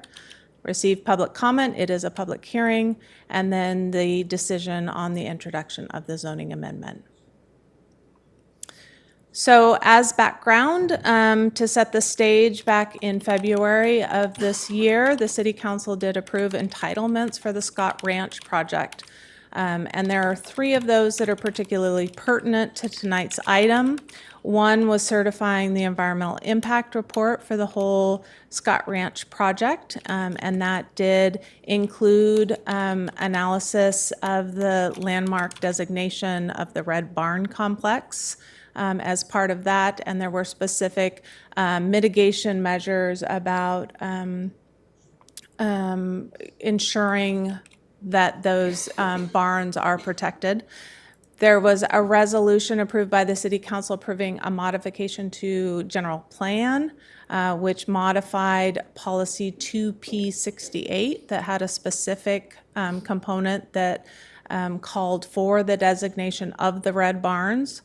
And then also in the resolution approving the vesting tentative map, that had a specific condition of approval for consideration. So kind of touching on that again, the EIR determined that the Red Barn Complex was not eligible for designation based on California Register or the National Register, but did include designation at the local level, consistent with general plan policies. And it also analyzed the relocation of the barns to facilitate stabilization. So relocation essentially in the same general area. General plan amendment that was approved has a component that reads, preserve the barn complex, designate the complex historic, and encourage the incorporation of a nature study area. Relocation in the same general area for purposes of stabilization and preservation shall be allowed. And then finally, condition 10 of the vesting tentative subdivision map approval called for City Council's determination on the local landmark designation of the Red Barn Complex. So that really brings us full circle to why we're here. This is just kind of setting that map context of the existing site, and you'll see in the second graphic, it identifies parcel B, and parcel B is the approximately 47-acre portion of this project that will become part of the regional park and expansion of Helen Putnam, and that is where the Red Barn Complex is located. Really, when you zoom in, the Red Barn Complex is a smaller area closer to D and Windsor, and is made up of 3 existing red barns that are generally clustered together there, as shown in the graphic. So the Red Barn Complex historically comprised of rural, agricultural, and ranching lands. It is located on Parcel B of the approved Scott Ranch subdivision. Parcel B will be transferred from David On Homes to Earth Island Institute for completion of Phase 1 park improvements, which does include stabilization of the red barns. Upon completion of Phase 1 improvements, Parcel B will be then dedicated to Sonoma County Regional Parks for the expansion of Helen Putnam Regional Parks. And this shows outlined in red the barn complex within the concept plan for that 47-acre park area. So looking back at the review thus far, the Historic and Cultural Preservation Committee considered the landmark designation in September, and they did unanimously approve a resolution recommending that the Planning Commission recommend designation to the City Council. The HCPC discussion really focused on an acknowledgement that the Red Barn Complex isn't a typical historic landmark designation because it really isn't historically significant for the same reasons that a lot of our landmarks are. It is not eligible under state or federal criteria, and it's not eligible it's not significant for, let's say, an architectural style or a craftsman, but rather its local importance is really that visual reminder of the Petaluma's agricultural heritage. So the HCPC definitely talked and discussed whether the landmark designation was the appropriate vehicle to preserve the barns, and that discussion, since it wasn't looking at, let's say, preserving that exact detail on a cornice or a specific master craftsman or those kind of attributes. But after discussion, really the HCPC felt confident that conservation easement that was happening wouldn't be adequate to preserve the character, and that the local landmark designation really was the best tool to preserve the complex.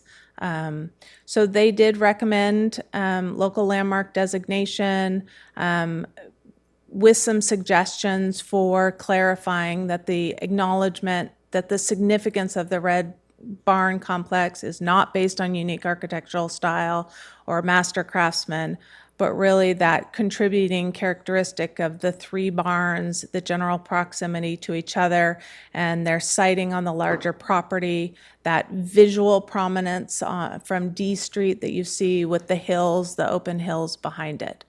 So really honing in on what is unique and special about this property. So the Planning Commission then considered the application in October and again unanimously approved a resolution recommending the City Council approve the zoning amendment. The Planning Commission did look at some refinements to address what the HCPC had recommended, the refinements to discussion of the local significance, refinements to consideration of those minor modifications that could be approved administratively, and then explicitly incorporating the mitigation measures around cultural resources that were in the environmental impact report. So with all zoning amendments, there are required findings that the council needs to make. These are outlined in the ordinance that is at attachment A. First being that the zoning amendment is consistent with our general plan. So looking at obviously policy 2P68 that deals specifically with the red barns and designating them historic. Also looking at policy 1P3 in terms of preserving that view corridor, that existing rural character and picturesque views of the Red Barn complex. And policy 3P1 designating the Red Barns to really protect a unique and irreplaceable cultural heritage of Petaluma. Public necessity and convenience. Finding that the landmark designation is consistent with this. It serves to protect through preserving and enhancing this collection of barns and further implementing Chapter 15 of our implementing zoning ordinance. Also looked closely at the requirements for a local landmark designation and outlined those. In addition, the requirements of a local landmark designation in the ordinance that's before you this evening. Finally, Scott Ranch project compliance, that this landmark designation is furthering condition of approval 10 from that subdivision approval, as well as incorporating and furthering mitigation measures from the EIR. As mentioned several times, there was an environmental impact report certified for the larger Scott Ranch project, which did include this local landmark designation. So no further environmental review was done as part of this landmark designation. Staff did all the public noticing required by our ordinance in terms of public notification in the Argus Courier, mailed notices, and signs installed on the site. And we have not received any public comment for this project since then. So it is recommended that the City Council introduce a zoning amendment to designate the Red Barn Complex located on Parcel B of the approved Scott Ranch subdivision, consistent with General Plan Policy 2P68, condition of approval number 10 of City Council Resolution 2023-025, and as recommended by the HCPC and the Planning Commission resolutions. That concludes staff's report. We do have members from Kelly Creek Protection and Regional Parks here if there are any questions. Well, thank you very much. I see this effort going forward. Do we have any questions from the council? Councilmember Shribs. Just a couple questions. So the Red Barn does need to get moved a little bit away from the creek. And I was just wondering how that's going to be done piece by piece, or just lift up the whole thing and move it? Is the structure stable enough to handle that movement? I'm not sure. Tamara or Jared might have a better, like a more detailed answer to that. And I will just note that there are specific mitigations in the EIR that require that we get a report from a qualified architectural historian, a historical architect that would have those exact plans for review and then monitoring out on the site too as it's done. But if there's more up-to-date input. Tamara, Yeah. that would be great. Good evening, Mayor and members of the council. Tamara Callanter with the Kelly Creek Protection Project at the Earth Island Institute. And we are going to be doing studies to determine whether or not it does need to be moved. It's just looking at it. You can see if you've been to the site that it's very close to the creek. And so if the reports determine that it is not stable, then we will look into moving it. So at this point, we don't know whether it will be moved, but we wanted to ensure that the general plan provision allowed some movement if that were necessary to either preserve the barns or protect the creek. Good. Then there is some reference to a residence, and I know I've been on site. There's one on the other side that was the collapsed or burned down, but the residence that is there is a pretty dilapidated. It looks like almost like a mobile home, very much way past its lifespan. So when they say move it, do we mean remove or move it to another new location? What's being referred to there? I'm going to defer to Tamara on this Yeah, one. that will be removed completely. So when we're talking about moving, we're talking about the barn, there's 3 barns in the Red Barn Complex, and that's what the historic Red Barn Complex refers to. The one that could be moved would be the one that looks like it could be falling into the creek. So the home itself is not going to be moved. It's just going to be removed. That mobile home is going to be removed. Okay, the slide said move, so that's why I was a little worried that it might be staying. I don't want it No, to it's stay. I not want it staying, just yes. removed, Right. not Yeah. just moved. Yeah. Okay, just checking on that, make sure that I got that correct. And then besides the 3 actual buildings themselves, there's like the roadway there. There's some fencing structures that are around that looks like they were like maybe original wood fences and the like. And I'm sure I'll hear this, but are we going to preserve, like, especially if we have to move the building, we'll be preserving those pieces of wood and fencing?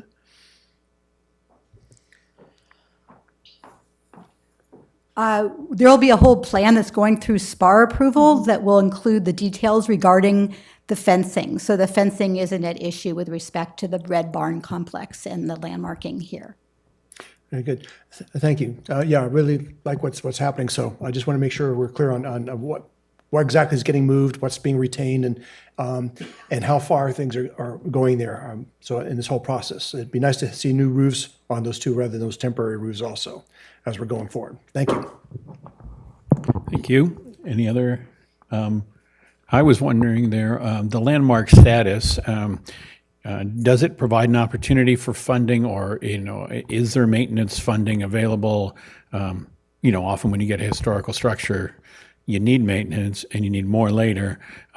Does landmark status contribute to that opportunity? We currently don't have any local, funding for our local landmark designations. And do local designations count much when you apply for a state level grant or?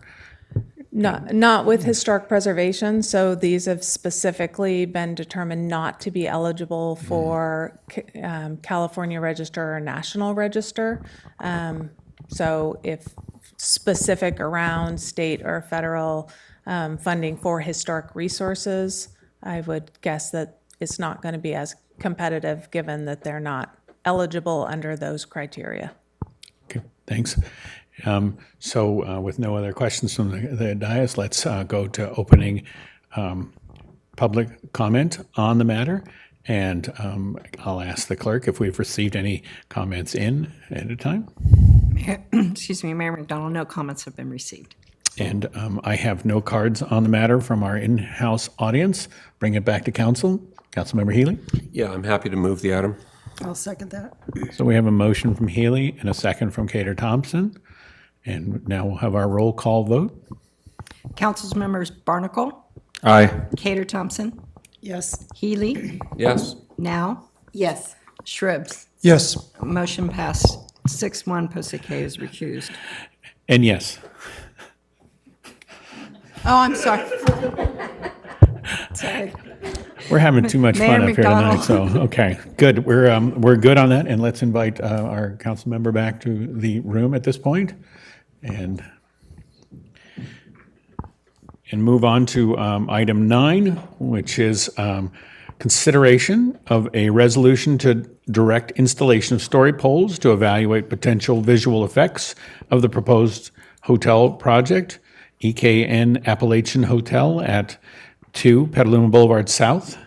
And for our presentation tonight, we have Andrew Triple, Planning Manager, to walk us through this. Thank you.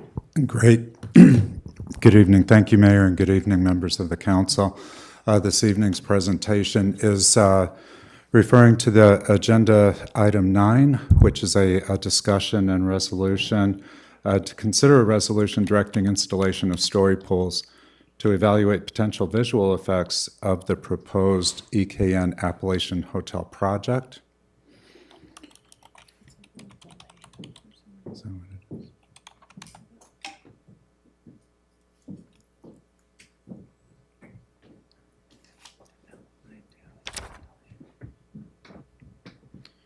Hang on just a moment while we wake up our presentation.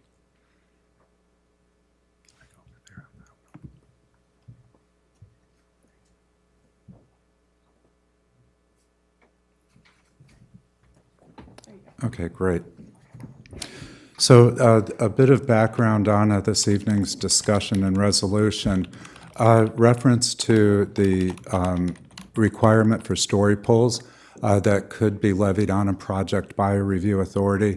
That review authority could be the Community Development Director, Planning Commission, or City Council, was established in City Council Resolution number 2005-200 NCS, and has been used several times in the city since the time that it was established, but is not regularly used. Additional background is regarding the proposed EKN Appalachian Hotel project located at 2 Petaluma Boulevard South. That project does propose a 6-story hotel with 100% lot coverage on the corner of Petaluma Boulevard South and B Street. And finally, this particular presentation and discussion refers to a council request to consider requiring story poles for the subject project. The presentation will also include proposals and alternatives. We'll briefly examine the fine balance approach that was used to model the proposed installation of the Fine Balance Public Art Project. We'll consider a proposal that's been received from California Story Poles, and then look at alternatives research that staff has conducted.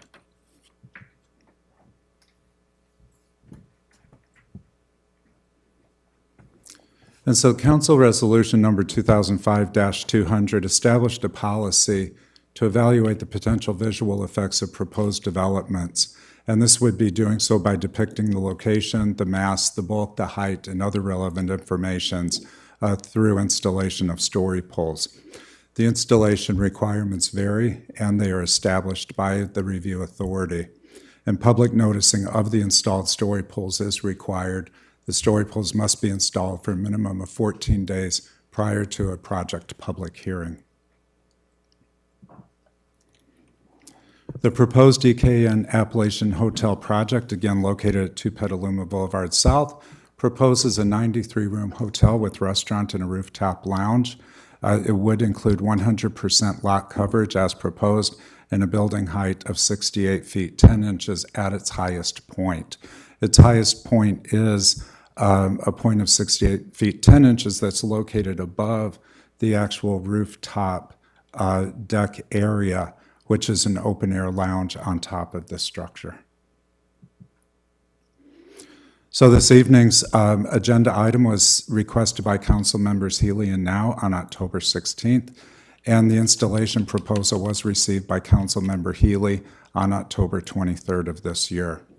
I want to draw attention to some of the language of Resolution 200-05 in that the direction that it provides to review authorities that are considering a request for story pole installation. It says that the story pole placement may be as simple as placing several wooden poles at the perimeter of the proposed structure, or it could involve a more complex arrangement of poles that may be connected by some sort of barrier tape or similar material. Flag rope is used, and in other cities also, colored netting is used, plastic netting. And then additional information that corresponds to the proposed project would be provided in a handout that may be required and would have various informational elements to that as well. And then the structure's footprint would be outlined on the ground in chalk or a similar type of distinctive material. In reviewing this policy, it's clear, especially in subsection F, that the review authority that is considering to require installation of story poles would need to provide information and make decisions about the level of detail that they would be interested in observing through the installation of the story poles.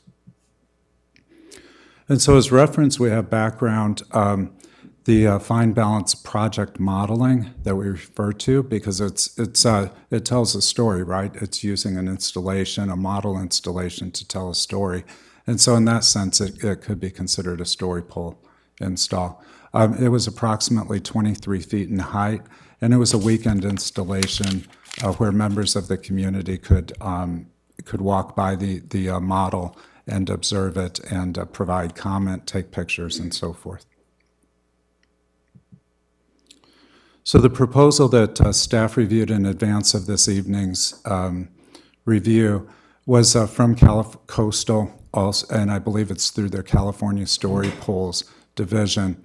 And they proposed to install 23 poles with flag rope connections. There was no pole size on the specifications. They did indicate that there would be a minimum 15-foot setback from all property lines, and that story poles and wires would attach to existing development. Presumably, the poles would be mounted on the ground, and then guy wires would be used to hold those poles in place, since there is no existing development on this otherwise vacant site. They didn't make any reference to seismic or wind protections, and they did provide examples.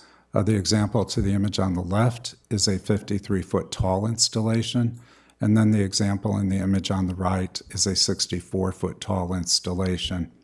And based upon observation, you can see that they do have security and fencing installed around the perimeter, and that the poles are very simple poles, quite small, and then the only essential detail are the flag ropes that are installed to indicate varying building heights, presumably edges of the tops of the structures. And so staff then, to give a bit of background, staff has, for the EKN Appalachian Hotel project, had already required that the applicant provide several forms of project visualization, including view shed analyses from 8 different viewpoints in the downtown area, and as well as building renderings and shadow studies. When staff received the requested documentation, upon review, we determined that the viewshed analyses were not sufficient in that they were not rendering the proposed project in the manner that staff sought to review, and so asked the applicant to provide another proposal. The applicant requested a proposal from First Carbon Solutions, their visual analytics division, and this proposal, as you can see in the lower images, uses ground level imagery that's collected from certain viewpoints, and then they render in the proposed project. And we can see that here in this image on the right at the far end of the street. You can see the project image that's been rendered in using CAD files. So what they do is in CAD, they take 2D photo manipulation software. The photos are manipulated to give a realistic human perspective from street level. They use GIS to ensure the accuracy of the rendering, and then they drop in the 3D building into the rendered photo. And the models include design features such as buildings, the architectural features if they're available for the buildings, road, trees, any proposed landscaping, as well as open spaces. Trees that might be proposed as part of a project can be shown at varying stages of growth, anywhere from 15 to 25 to 50 years of age, depending on what is requested. And then in all cases, they provide before and after comparisons. When staff originally requested the viewshed analyses for the project, again, we requested at 8 locations in the downtown area, and the First Carbon Solutions proposal is based upon those 8 locations. And so here's another example of the Kelsey Air Station in San Jose at the top. This was prepared in 2019, and this is a perspective from the residential neighborhood that behind which the Kelsey Air Station would be located. And then in the lower imagery is the Del Hombre Apartments in Contra Costa County. And as you can see here, this drops the image, the rendered image of the building in at 2 locations, one distant across the intersection with existing infrastructure in the image, and then the other up closer that's showing some street trees as well as street infrastructure. However, the site development, including the building, is fully rendered within the image. And so other alternatives that were explored, staff reached out to BC Engineering, which is an engineering firm based in Santa Rosa, that indicated in its services that it does provide story pole installations. In discussion with them and sharing the details of the project, BC Engineering stated that they had never done a story pole installation that tall. They're typically doing story pole installations for 2-story single-family residences in hillside conditions oftentimes, and that they were unsure how, without using a fairly substantial pole, a building height of 68 feet could be shown using a story pole approach. Additionally, they expressed concerns about seismic and wind rating, given the height of the poles and then the materials used to connect the poles. Another option that they considered and that was brought forward to staff as well through another source was that the top-level building form could be constructed and then suspended by crane at the height of the highest point of the building, and then perhaps flag ropes could be used to identify corners and to model the building to some extent in lieu of a story pole installation. Another suggestion that staff evaluated was what's referred to as drone to 3D modeling. And what this does is it uses drone aerial photography to take a series of photographs to construct a 3D perspective of the site and the surrounding area.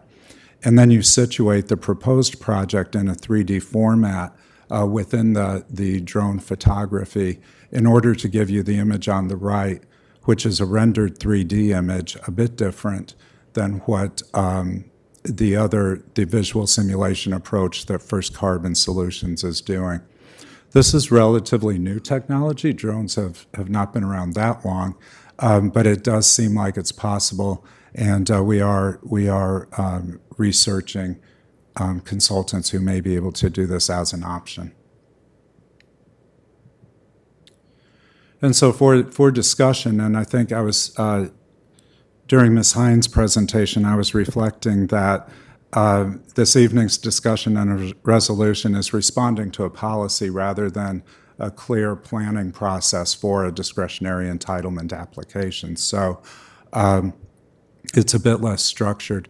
But discussion could look into the story pole requirements, installation specifics, such as to what extent the council may want particular features modeled. For instance, the minimum 15-foot required setback would be a deviation from the 100% lot coverage of the building as proposed, and would affect the 45-foot building height, the step back at 45 feet, and then the step back again at 55 feet, as the building would achieve 68 feet at its highest point. And so that's for consideration, as well as to the extent to which the flag ropes as proposed by the coastal proposal would effectively render the building, perhaps so in height, but in terms of form and building mass, as well as step backs and setbacks. And then also to consider the alternatives to story poles that staff have researched. One approach, again, is the modified story pole approach to achieve a height visualization. That height visualization would not fully visualize the building in terms of form and mass or in terms of utilization of the site. And then a visual simulation as described by the First Carbon Solutions proposal, all the way to the furthest extent of the drone to 3D modeling that staff have found is possible. And so with that, staff recommend that City Council discuss and consider the resolution directing installation of story poles to evaluate the potential visual effects of the proposed EKN Appalachian Hotel project at 2 Petaluma Boulevard South. Thank you. All right. Thank you very much.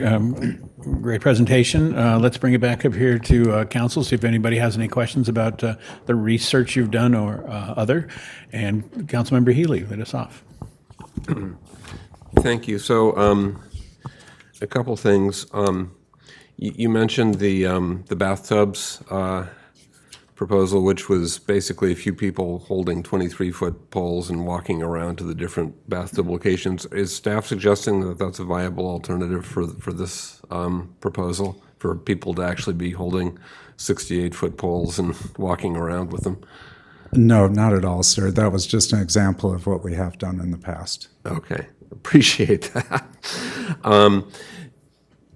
So we're kind of, time is short. The Planning Commission is going to be looking at the overlay zoning next week, and the City Council is scheduled to look at this the first meeting in December, if I'm not incorrect. Would either the drone proposal or the suspended top story from a crane, are either of those things that could be done in the next few weeks? The First Carbon Solutions has indicated that the visual simulations could be completed. The crane, the top-level crane suspension presumably could be constructed and installed in a timely manner. The drone to 3D modeling, we haven't identified a consultant who could complete that yet. Explain the drone thing a little bit. When you were talking about it, I thought there would be maybe a swarm of drones simulating the size of the building. Is that not what you have in mind? No. What they do with the drones is they shoot photography of the site surroundings to create a 3D image of not just the site specific, but the site and its surrounding environs. So that could be from a variety of points, depending on what the city would like to visualize the context. And then they assemble those and then put the building into it as a 3D model. Thank you. Did staff get a cost estimate for the crane with the top story? No, we didn't. We were looking to this evening's discussion to direct staff on additional requests for estimates for proposals and further follow-up. Okay, appreciate that. I'll save my comments until after public comment. Councilmember Shribs? Okay, the first question, so I noticed that the poles would need to be on a 15-foot setback, and given the size of the property, that's pretty substantial. So what is the actual length and width of the property, and what percentage is 15 foot? That's 15 plus 15 from either side, that's 30 feet. So 30 feet relative to how many feet total? I don't have that information right now. Because I think I've walked in, it's less than 100 foot in one direction and less than 150 foot the other direction. And so a 30-foot, a 15 plus 15 on both, around the entire thing would substantially change the view compared to the actual size of the building, the mass of the building. So that is a concern of mine. So if that's a 15-foot setback is very substantial. So I'd like to see how much impact that would actually have in the actual volume, because I think if you have 15-foot setback, we're talking about maybe the building itself would be 50% volume-wise of the poles compared to the actual building itself. because of the way the volume and surface volume ratio works, because you're really reducing down the size down there. So the volume would be extremely reduced with the poles, with a 15-foot setback. And I would like to see that calculated out, because I don't think the poles are going to be representing the actual real building because of that.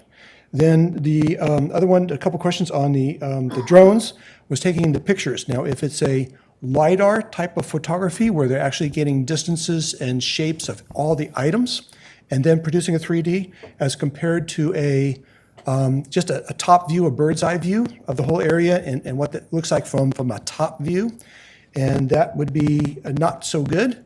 What we would need to have is actually a LiDAR style of photography that would look at 3D, and then the final 3D would be viewable from any direction, from any site, even below ground.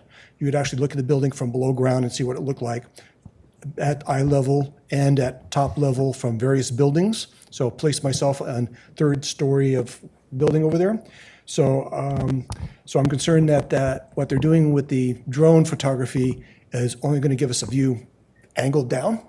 Is that so? I just want to check with that, just to have you ask them about that. Okay.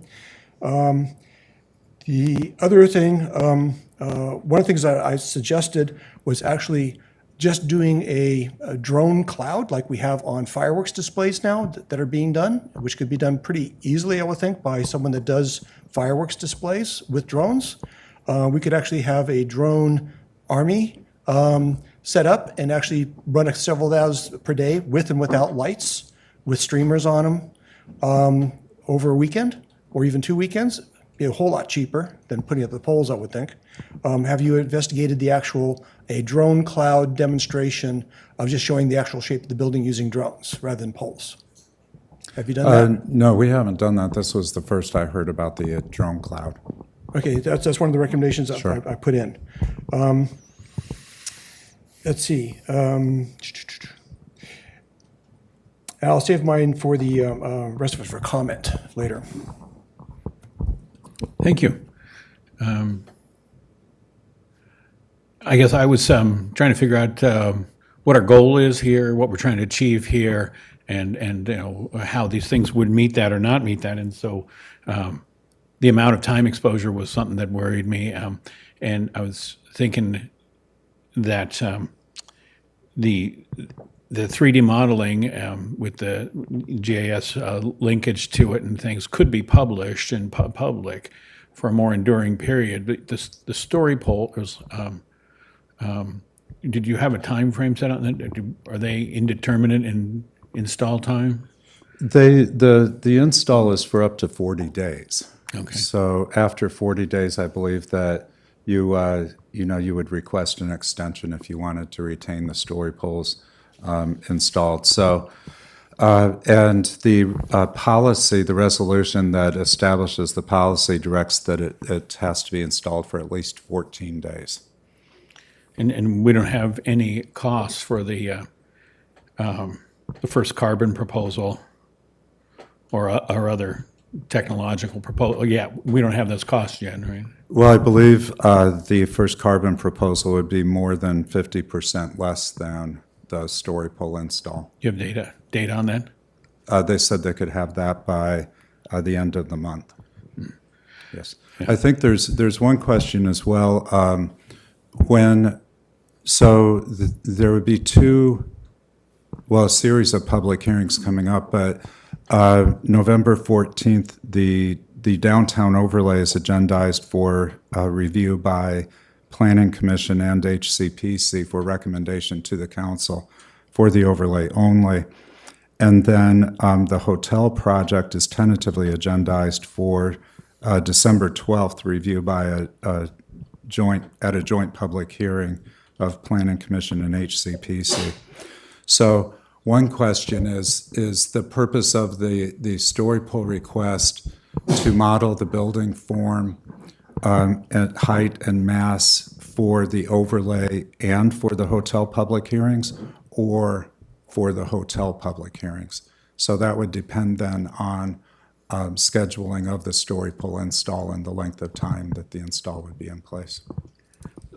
So help me out and maybe repeat and clarify for me. Sure. The November 14th planning meeting, will they have an action on the hotel at that meeting? No, they won't. No. So when we first brought the combined projects forward to a study session, it was a joint study session of Planning Commission and HCPC.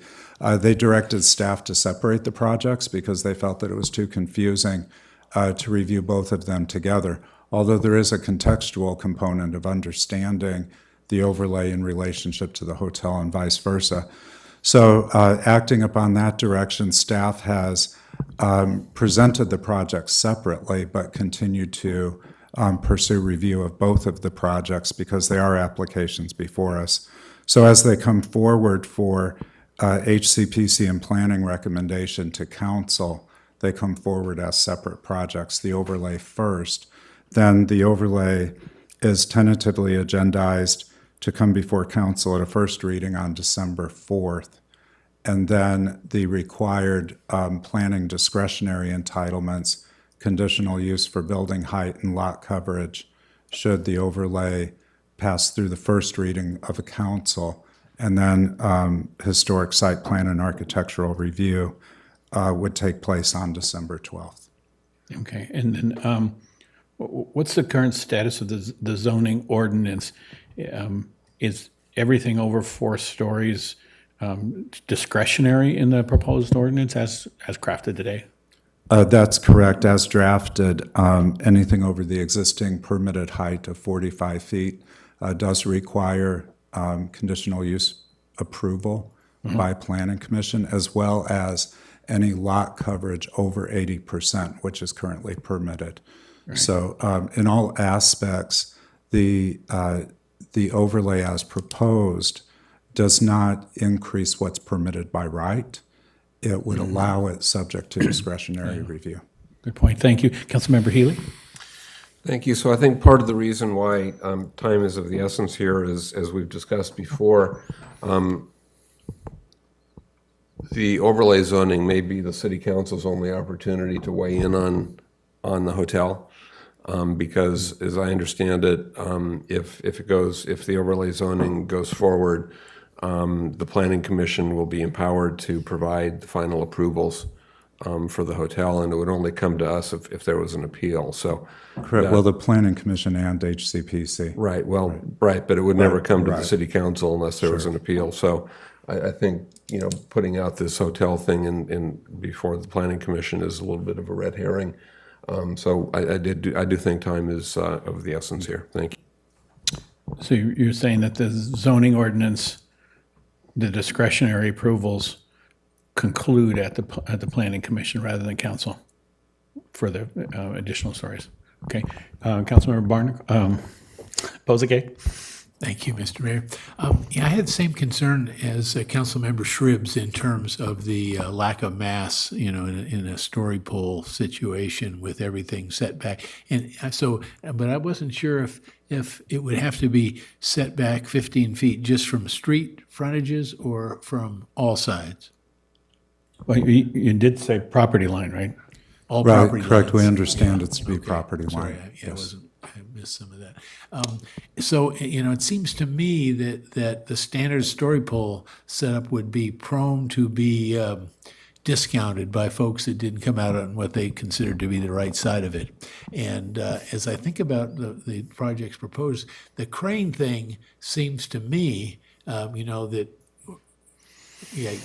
the suspension from a crane based on photographs taken by an army of drones, or maybe just a single drone, seems to me that would give us a top picture as seen from the street, most similar to what a classic story poles thing would do. And so I have a strong leaning towards that as something that's gonna satisfy everyone that looks at it. And let's go to a public comment. Question or comment? Questions? Oh, okay. Go for Okay. it. On the other alternatives that I've actually considered and actually sent in, one was because I found out that the fire ladder truck can reach as a 100-foot ladder and can easily reach all the way up to the top. Have you considered just using the fire truck and a fire truck ladder and then putting it to where the highest point is? And then maybe even putting in some light and sound on the top of that?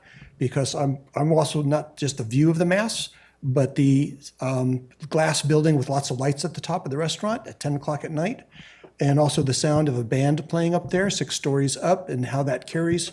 So if we do anything, I would like to see some sort of light or sound. So have you considered light and sound in any of these alternatives of producing that up there at the very top where the restaurant would be as part of the story? Is that going to be part of it or not?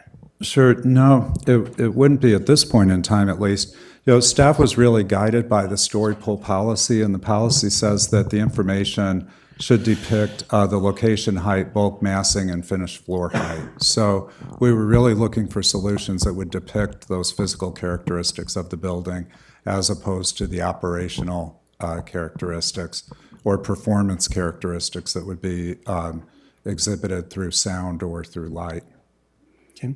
Another alternative I put in was for using Google Earth and some AI computerization that could be easily dubbed in, because I've seen Google Earth has subroutines, not just showing the satellite imagery from the top, whatever, but actually in oceanography, you can actually go down and look at the ocean basin in 3D and look at structures in 3D in any position that you want on any mountain under the ocean.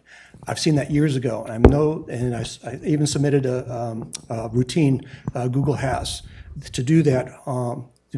So just putting in using some AI and some an actual Google Earth, there may be a very simple, easy way of creating a 3D map that way, and in Google Earth, and then we could view it from any angle, anywhere in 3D.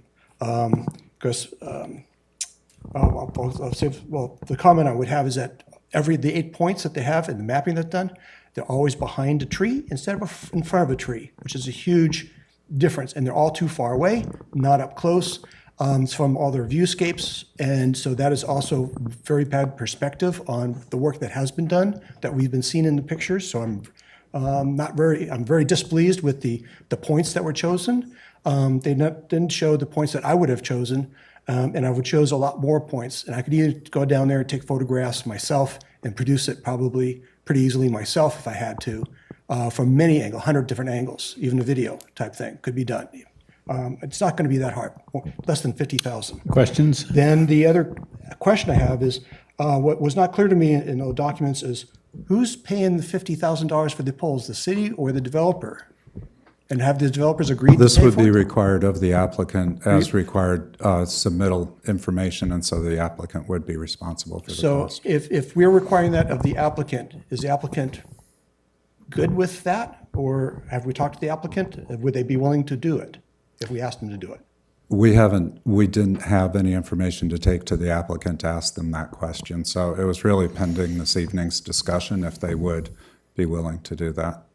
Okay, and then a question just for you personally, on the story poles. Do you feel that the story poles, if we put them up at this point in time, do you feel, given the public comments, that the story poles would be trying to relieve some of the tensions that are out there, or just the opposite? What do you think personally about that?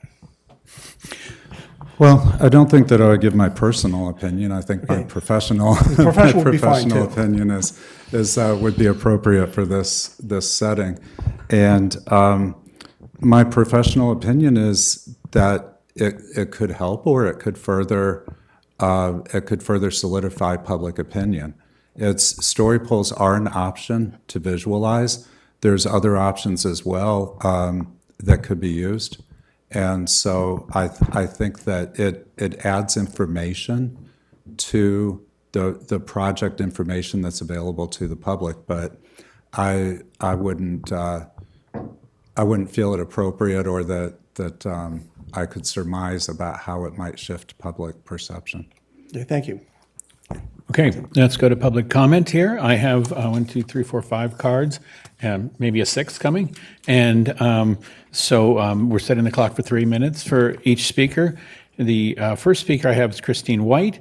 It notes this is for rezoning, and that's not what we're going to talk about. I would have to stop you if you said rezoning.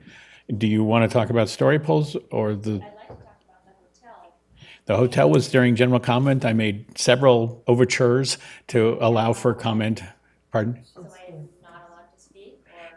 You may not. You may stay on target, which stay on topic, which is the story polls, and story polls only as we have a policy. We're trying to decide what to implement for this project, the story polls. Okay.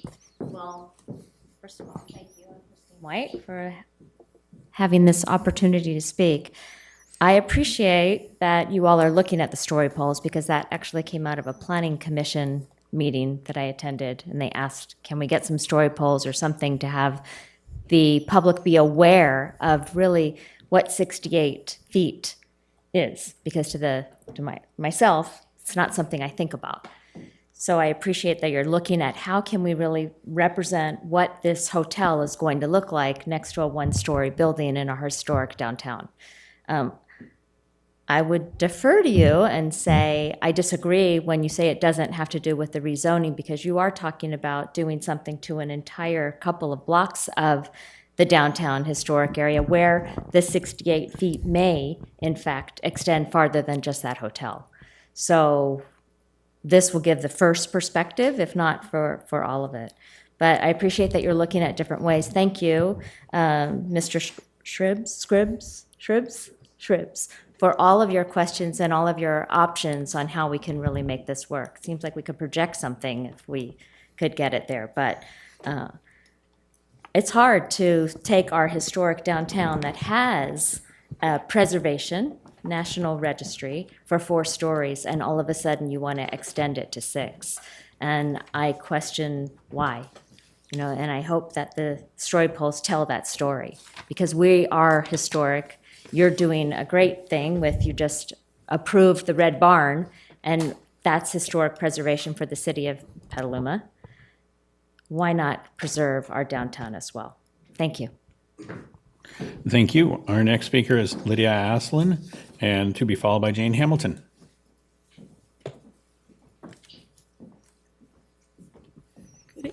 Good evening. I'm Lydia Aslin, and I'm here to add my thumbs up for story polls or something similar to what Councilmember Shribs is talking about. Over the course of my 40 years as an architect, I'm astounded, always astounded at how many people I meet that cannot visualize, that cannot take 2D to 3D, and they can't even visualize something in a blank field, what it's going to look like when it gets built. So there's something about architectural renderings that don't really help that. For somebody to stand on that site and look up and say, maybe what we need is a big inflatable bouncy house that we can just like have a big party. Renderings don't do it because they don't always show the full context of what's 2 blocks here or 2 blocks there. So I think story polls or something similar, a drone swarm, a drone light show, be an excellent way for neighbors, people in the community to stand downtown and look at that site and address the kind of street level fears that an awful lot of people in the community have about a potential 67% jump in allowable building height that could come with this zoning overlay. So, thank you. Thank you. Jane Hamilton, to be followed by Dave Alden.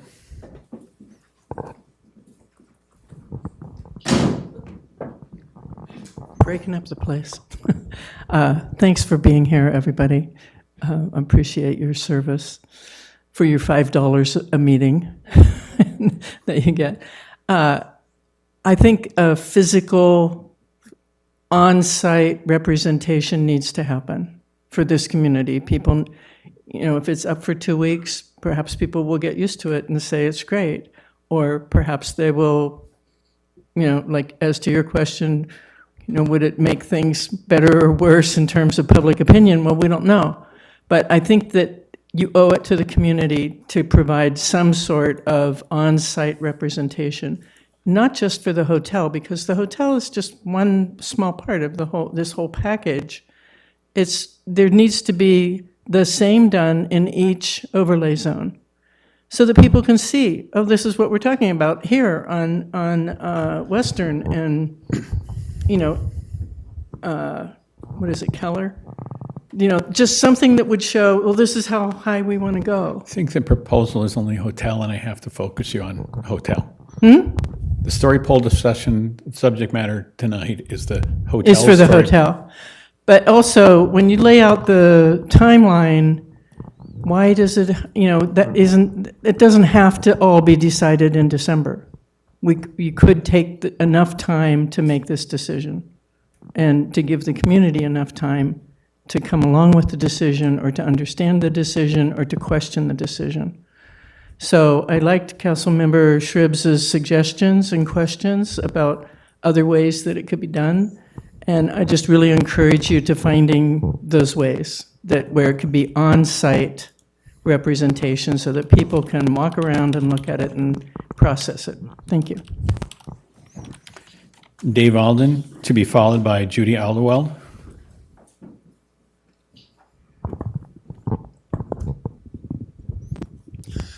It's been a good conversation. I've learned things about story poll alternatives that I had not come across before, so I'm very appreciative of the research that staff has done.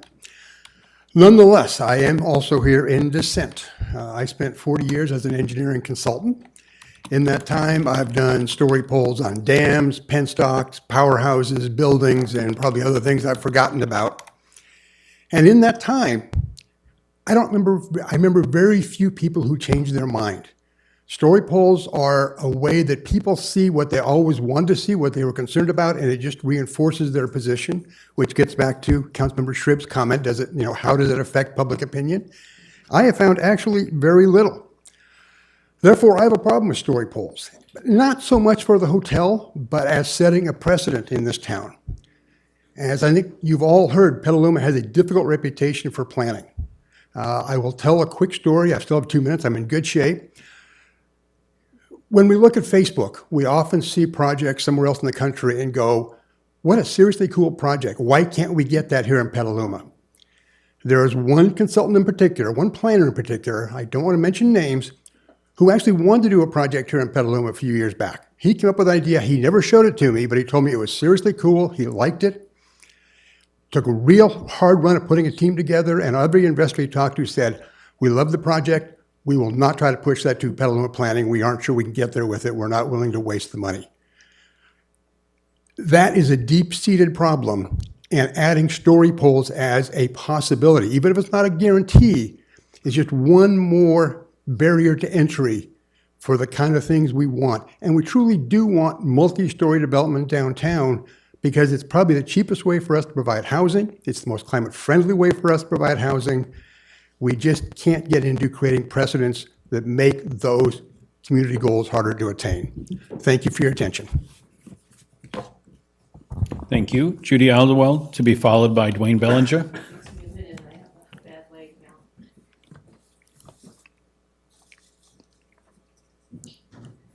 Thank you very much. I'm in favor of putting story polls or something up to show how massive this project will be. My concern is, have you ever been to Wall Street? If you go to Wall Street, there's no sun. It's gloomy, Wall Street, because the buildings, the shadow of the buildings create such a shade that you don't see sun when you're on Wall Street. And I'm worried about that on B Street. If that big building goes up, B Street's a very narrow street, so is C. And I'm just worried that, we won't see sun anymore on B Street or C Street because of this massive building that's going up. I think we need to have the story polls to see how tall it is, how large it is, and people like me that don't have any visual, I'm the one that stands in the field and can't figure out, my husband used to laugh because we built something and I couldn't even figure out where the kitchen was when I looked at the plans. So, I'm the one that needs to have the visual. So please think about that carefully when you vote. Thank you. Thank you. Dwayne Bellinger, to be followed by Bruce Morton. Thank you. I have to admit that I reached a conclusion about this without any polls being up, and I won't share with you my opinion, other than the fact that one of the criteria was the lifetime carbon footprint of the whatever buildings are built in Petaluma, that is a 100-year footprint would be probably more difficult to build than a tower to show us what it's going to look like. But the polls would seem to be superfluous in reaching most people's decision here, and maybe I'm just judging other people by my willingness to make an opinion based upon the pictures of it. I think John Shribs is correct that visuals in a photography would probably be a better requirement. Thank you. Bruce Morton is our last speaker for the evening. Well, I'm an advocate for the story polling, and I understood that the story poles could be as low as 45 feet, not the full 68 feet. Is that correct, Planner? This is just the comment period. We'll come back to you. Okay. What I'd like to see is the full height so that the people of Petaluma can see what is coming into Petaluma. We've got a heritage of, 4-story buildings. If people are going to be surprised, they should be surprised before this building is put up. Thank you. Thank you. And that closes the public comment period for the evening. I'd like to bring it back to council for conversation. Vice Mayor Cater Thompson. I just want to make a couple comments because people keep talking about our historic downtown. In our historic downtown, there are buildings the same height as what we're talking about. And yet, when the downtown was built, I'm really grateful that they chose to build higher buildings in our downtown. Some are higher, some are lower, and I have been walking this area a lot. And so I take the building that is kitty corner from where Amy's is, and that is, I believe, the exact same height as what this hotel is going to be. And so that's why I'm walking around all the time, looking at all the different areas. The Phoenix, 75 feet, which was the Hill Opera House originally. There's a lot of height in our downtown. And what we're dealing with is almost a bookend from what I see as the Petaluma Hotel, and this is kind of a bookend for our downtown. And I don't have a problem with the height because I'm looking at what we already have. And this is what our town already exists. And everybody talks about our historic downtown and we don't want it to change. Well, we're not changing. We're really doing what happened when this town was built. And so I personally don't feel that story polls are going to tell the story. What they're going to do is they're going to kind of like find balance. That didn't work out at all. We have to have story polls. And that doesn't tell a story of what we're really doing. And so I really do not support story polls. I would like people to start walking around and actually knowing what buildings in our downtown and what the height is in our historic downtown. And I'm looking at this particular area as an area that really needs development. Chain link fences aren't good for a community. And that's what I see in this area.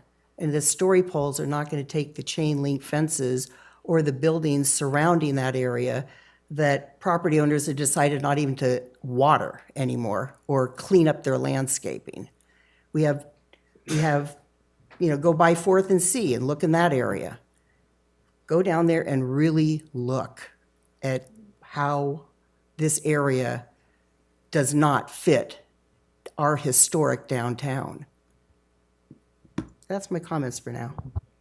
Okay, thank you. Councilmember Barnacle. Yeah, I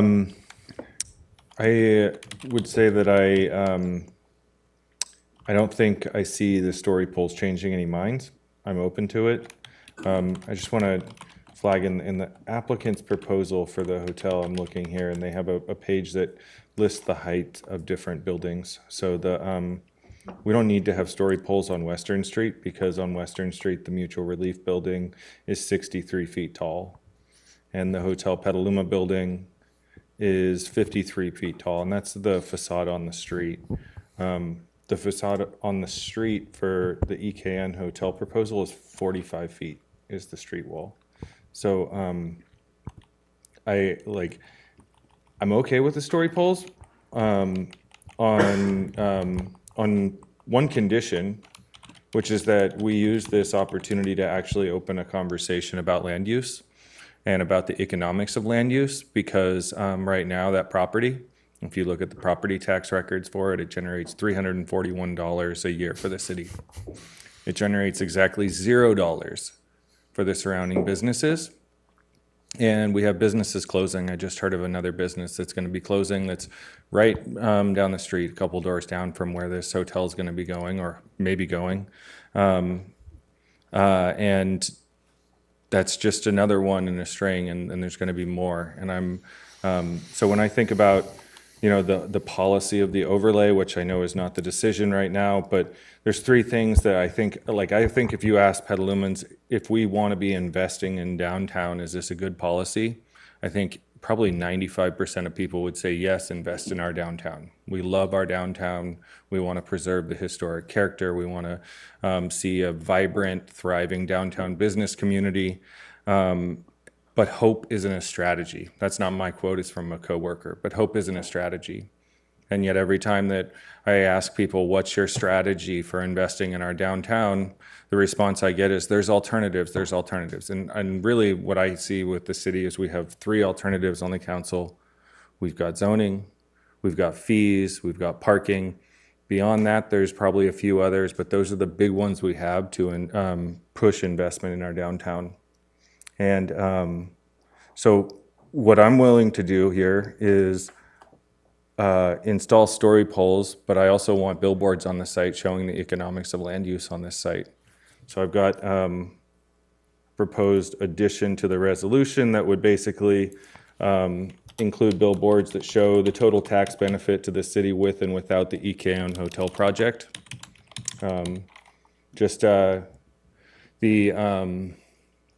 Suzanne Biaggi sent in an analysis of the tax revenue, her assessment, which was, roughly half of what what was in the applicant's proposal. It was like $1 million. Well, $341 to $1 million a year. That's a pretty stark bar chart, if you ask me. And I'm willing. I want people to see that, because I want the conversation to be more than just, oh my gosh, look at how tall that is. I want them to also be saying, well, what are the trade-offs? Because that's what we're talking about here. If we want to see a strong, healthy local downtown economy, we need to be willing to talk about the trade-offs, because in the last 20 years, there's been exactly 0 things built between Washington Street and between D Street in our downtown core. 0 things built. We adopted the downtown specific plan, and since that time, there's been nothing that's been occupied in our downtown. Now, we've managed to build the Target Shopping Center, the Deer Creek Shopping Center, all things that are ripping business out of our downtown. So if we really care about our downtown, we need to be trying to invest in it. And that's what we haven't been doing for the last 20 years. That's what bad land use policy looks like. And so what I would propose is total tax benefits to the city with and without the EKN hotel project, influenced economic activity from the EKN hotel project versus what's there now. That should be a good bar chart. Influenced economic activity of the overlay as a whole to our downtown businesses. I'd like to see dollar per acre tax benefits to the city with and without the EKN hotel project, as well as the dollar per acre tax benefits compared to the Deer Creek and the Target shopping centers. Roughly those two. So the Deer Creek Shopping Center, it was forecasted, the Deer Creek and the Target Shopping Center were forecasted to generate $1.7 million a year in sales tax revenue for the city. Now, if you look at the empty buildings and the empty parking lot, there's no way they're doing that. So if you divide that by the number of acres, it comes out to about $35,000 per acre in tax revenue to the city. This is a 0.31 acre parcel. And if you use the $1 million assessment from Suzanne, that's about $3.2 million per acre. When you talk about economic productivity, that's huge. And when you put that and when you put that business right in the heart of our downtown, that helps our local businesses. So with all the due respect to all the public comments that I've received, and I've read all of them, saying that we're looking to destroy our downtown, with all due respect, I'm actually not. I'm trying to facilitate investment in our downtown. And I just hope, like, I'm not trying to change your mind. I just want to be heard, because every time that I've tried to invest my time in commenting on social media or going back and forth on emails, it's been, just absolutely shut down. And I've got the mic tonight, so I'm using it, but I want people to understand where we're coming from, because I'm concerned about more businesses closing. I'm concerned about inflation going up, rising rents, rising labor costs, things like that. And I can't do anything about those things as a city council person. But what I can do is try and put more people on the street shopping in those businesses. That's what I can do, and that's what that's what I think all the council members up here want to see, economic activity in our downtown increase. But when everybody's feeling pinched and we're all saying we got to tighten the belt because I can't go out to eat more because things cost too much, like, that hurts our local businesses. The only thing we can do is increase revenue. That's the only thing that the council can do, is try and increase revenue for our downtown businesses. So in addition to the dollar per acre tax benefits, the last one is a list of parks, facilities, and public works capital improvement projects that are not wholly funded, and the total value of the unfunded project components. So just a little tidbit on that. We've got about, across parks, facilities, and public works, I went through the budget and I found about $66 million of unfunded capital projects. Our whole annual downtown beautification budget is $265,000, and it's a one-time appropriation from our general fund. Not nearly enough of what we should be investing in the downtown that we say we love. So I want that to be out there. When you actually look at the $66 million of unfunded projects, about 40% of it, or 27 million, are directly tied to historic preservation and downtown improvements. Those include the trestle, very popular project, continuing dredging the river. That's a $10 million cost that we have not figured out how to fund yet.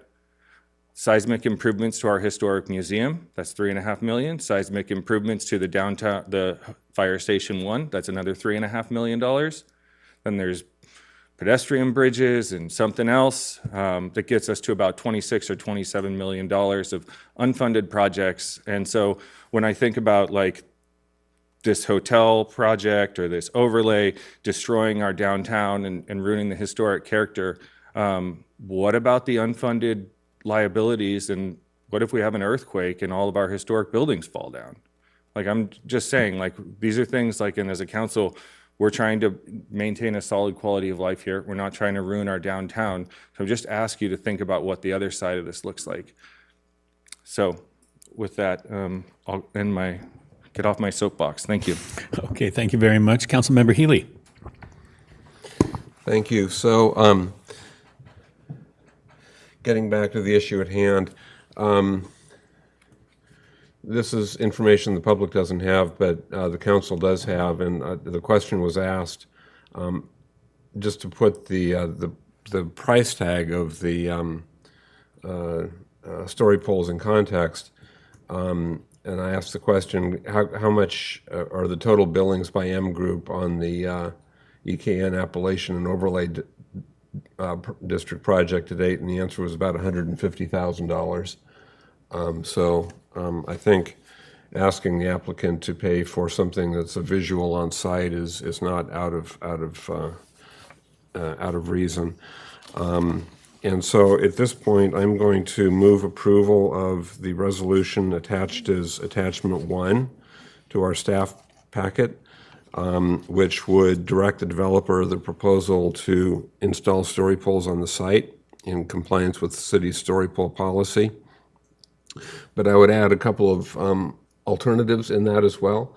One would be to allow them instead to do a drone swarm or a drone light show, as recommended by, I believe, Councilmember Shribs, and alternatively, the crane suspended top story as I believe staff talked about, and I think Councilmember Posake was talking about.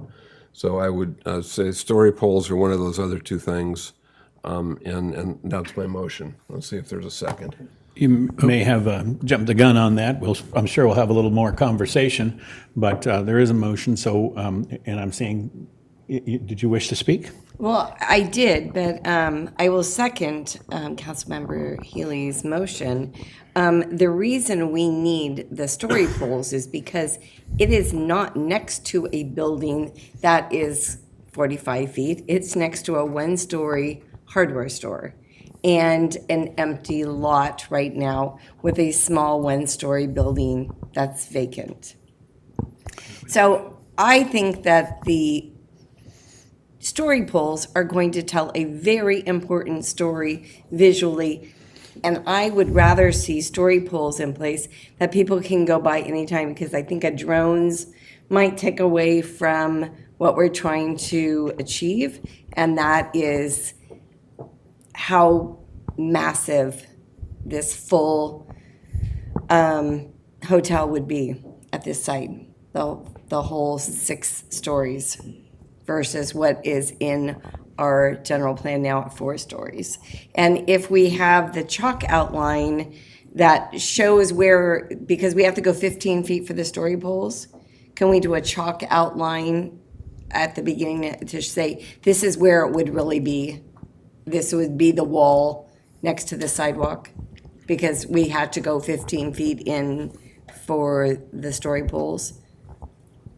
Just to show, I'm talking to staff, just to show the visual footprint on the ground as well as the height next to a one-story and a vacant lot.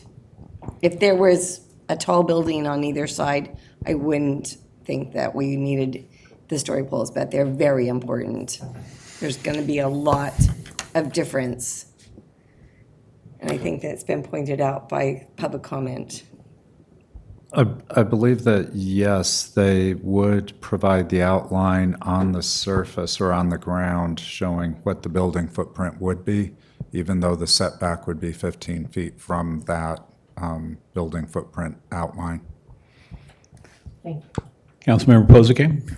Yeah, I'd like to, whenever works better here, make a friendly amendment proposal or a competing motion based on Councilmember Barnacle's request earlier. I don't know, did you make a motion on that, Brian?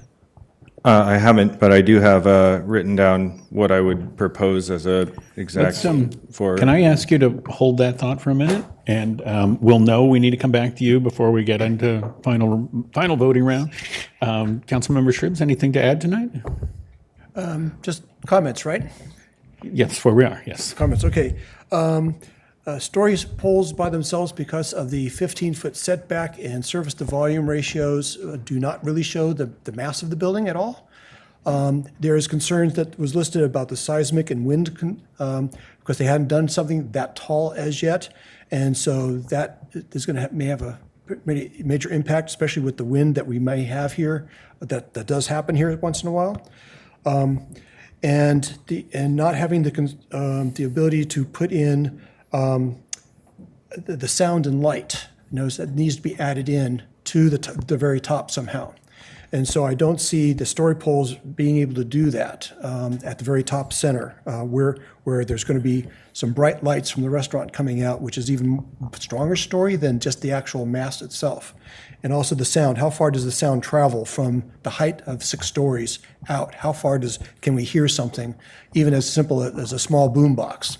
Can it be heard at street level? Can it be heard 3 or 4 blocks away? Because then the people are complaining about the raceway being noisy. So if this restaurant has a band playing at night at 10 o'clock at night, then will people be hearing it 6 or 7 blocks away or not?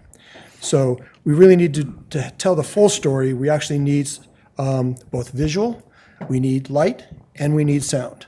So thank you for adding in that the alternatives would be allowed, that the developer could actually do something else besides just the physical story poles on that.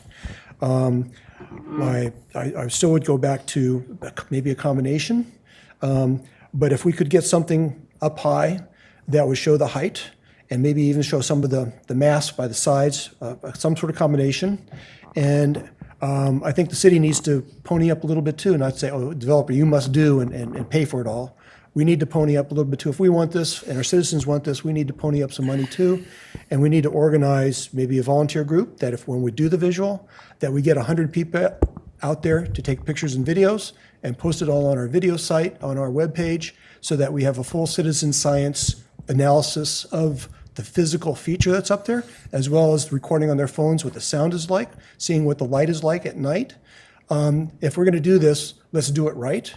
And asking a developer to toss in a $50,000, you said $150,000 for the M group so far. $50,000 for story poles, that's a third, 30% for a small event. To get this little add-on after all the huge amount of work compared to the number of hours that the M group has already put in. So asking a developer to put in the $50,000 on this, I think, is extravagant unless we come up with our own equal $50,000 that we're willing to put in for ourselves, and to make it do it right and see sound, light, and visual of the whole mass somehow. So just story poles alone, absolutely not. I won't go for that. But if we're willing to stick in, and I'd like to amend that the city will also match their funds, whatever they do, that we would be willing to match them. I'd like to make that amendment so that, yeah, we're in it with them on that. If we don't do that, we shouldn't be asking them to do it. Anyway, that's my comments. Thank you. There's a lot of comments up here tonight, a lot to agree with and a lot to deliberate on. And I would have to say that I concur with Councilmember Barnacle about the value add of a project like this. And earlier we had a paving conversation where we said we're spending $5 million on 1 mile of road and we have 180 miles to do. I mean, obviously the city is not able to take care of its needs and needs to look at ways to find that funding. I don't think that the emails I've gotten do not show a sympathetic ear that people are willing to trade having a hotel for. They don't see the nexus in that the benefit that you described so well, Councilmember Barnacle. I also agree entirely with Councilmember Shribs that with 15-foot setbacks, story poles they're a non-starter. They represent nothing. So what would represent something? What could show the public what this would look like? Well, I have to commend staff. Maybe this is where the $150,000 came from, but the representations that are available on our city websites that they've asked the developer to provide, the shade outlines that are on the website, they really show what's going on there. And then the comparison to other buildings in town, and then also the crafting it so that it's only a 4-story wall against the street, only 45 feet against the street. And here's the Petaluma Hotel at 53 feet against the street. And then, the staff has had the developer push back that 5th story so you can't see it from street level. And then the 6th story is really not much more than what would be there as mechanical equipment and allowed on a rooftop. So I think what we need to do is say, how do we show the public that we have this 45-foot vertical wall against the street, and then kind of not show them the 5th because it isn't street visible?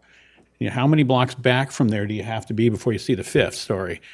And I think the best representation is the Petaluma Hotel. If you stand across the street from the Petaluma Hotel, that's like across the street from this property. And so you would, that is exactly what will look like. It's actually 8 feet taller, but from ground purposes and our ability to see things, that's about what it's going to look like. You won't see the roof, the 5th story. You won't see the 6th story unless you're at a distance where, the line flattens out and things. So I don't know that we really gain anything by even attempting. We're better off telling people, go look at the hotel. That's what it's going to look like. Big, tall, right there. But remember, the 4 stories at the street edge is what our general plan allows. So we're not actually asking for anything more than that. We've kind of wound ourselves up on the 5th and 6th stories, And on Nextdoor and other social media, we've wound ourselves into 7 and 8 stories. So God knows where that comes from, other than people who have strong opinions that anything is bad, and they're willing to say anything to kill a project. And to an extent, that is Petaluma's track record. We have so many good ideas. When we plan, we put together a real plan of what our future should look like. When we see a project, we nitpick it and find a way that it just never proceeds. And so it's really a challenge because, like you say, we do have a reputation as a town where you can't get anything done. I find it ironic on Nextdoor that planning is held up as the bad guy for incentivizing developments, when in fact we never ever get to the finish line. On Haystack didn't get approved, or got approved but can't get forward because they committed too much. The Heinz property at the railroad station would have been great housing project right in the middle at a train station. That didn't happen. I mean, just so many things. We chase nonprofit developers out of town too for various reasons. I would like to do a thing that's impactful. I would like to do a thing that informs people's decision making. So if I thought that we would show something valuable, I'd be with it.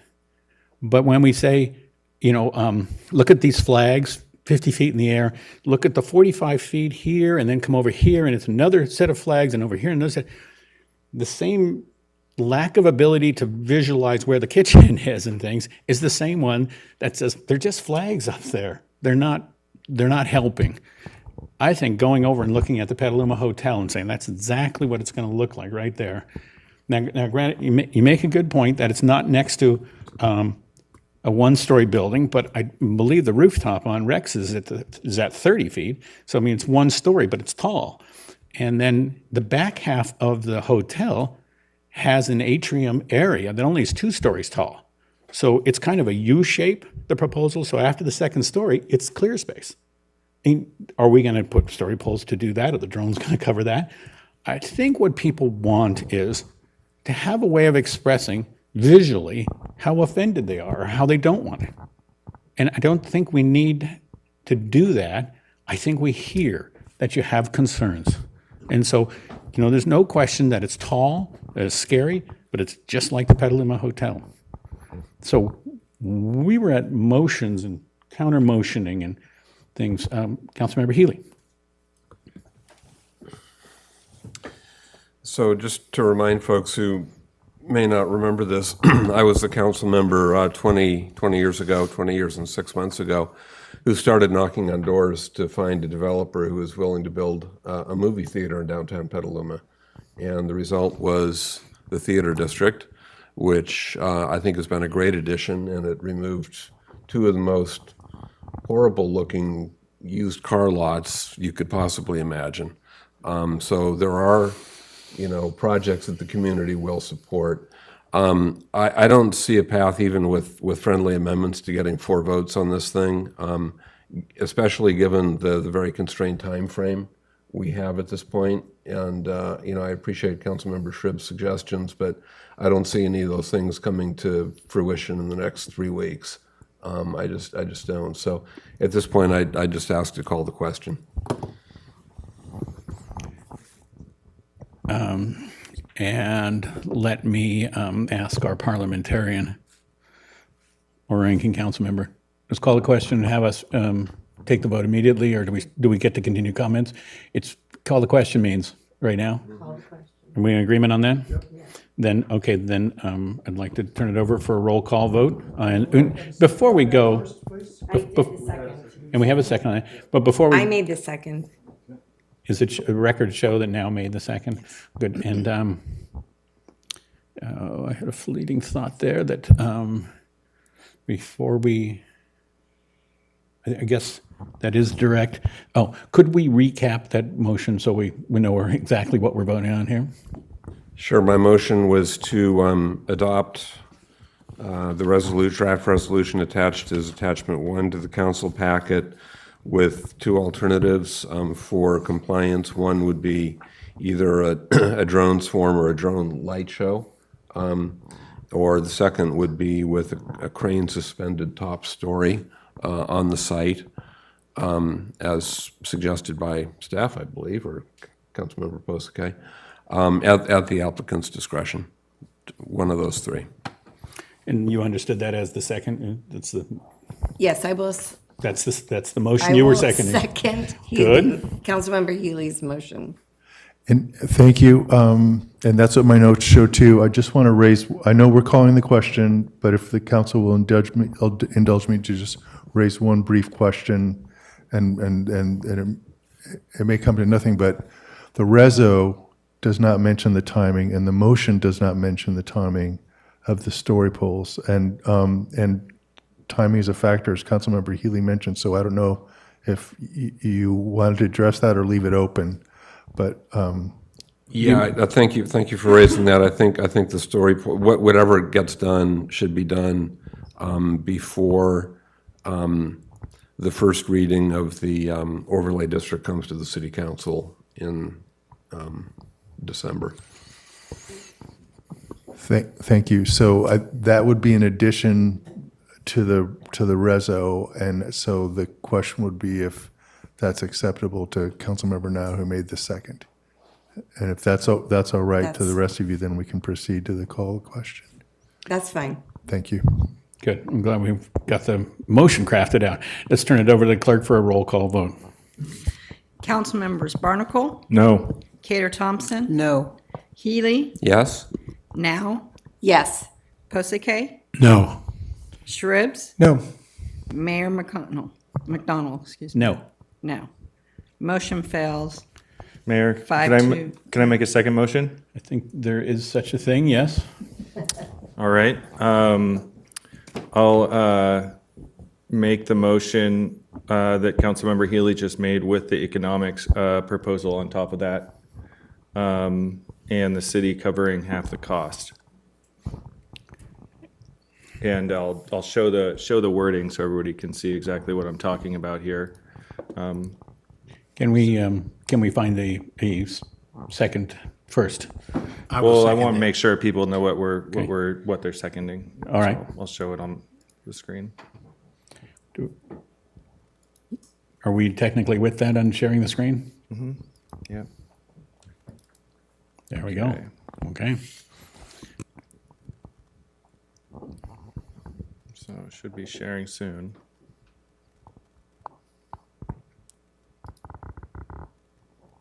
There we go. So this would be a fourth provision in the resolution.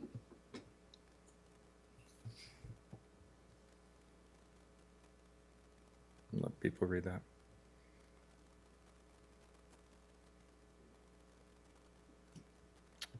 All right.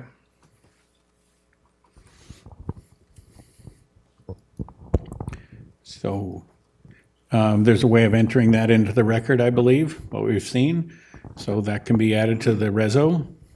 Staff has capacity to do that. We've seen what the added language is. I have a concern about how we're going to get number 3. We pop that back up there for a minute. The Influenced economic activity of the overlay. Got you. I'm willing to strike number 3 on that. And as it's a new motion, I'd like to invite council to comment on this before we proceed. Vice Mayor Cater Thompson? I need to be clearer on what we're, so what about the visuals? I mean, I think we need to have a visual also, with a CAD, so people can see, so they have other options. It's not just going to the site. Where can people go to see, a visual, a digital? May So I can ask we on this? add that to the motion, that we need to have a digital, that people can actually go to the story polls and there'll be, a scan so people can scan something so they can see. Can I ask a question? Here, so there's extensive documentation on the project website. And when we do signboards on properties, we often have them transfer the graphic onto an on-site signboard in a photograph on-site signboard. Is that what you're looking for? No, I want to see a digital that shows that somebody can go and bring up with one of those scan cards so they can see the shading and the distance, so they can see more. Not just story poles, because you're not seeing anything with a story pole. Okay, let me- All you're seeing is let the me- story poles. Let me run back to Councilmember Barnacle. So I'm trying to not overcomplicate this. I personally, I don't want to miss this opportunity for the public to actually engage in the concept of urban economics. And that's what I feel is important. I don't think that a rendering in this virtual reality, whatever it is, I'm having trouble visualizing it. It feels like complex stuff. And what I really feel like is a huge opportunity here is, like, by far and away, the project that's proposed at this site will be the most economically productive property in the city of Petaluma, without question. And it'll be right in our downtown next to all the local businesses. And I want the people of Petaluma, you can oppose it, you can be for it, but I want you to at least have to grapple with that. That this is like, you know, this is urban economics 101.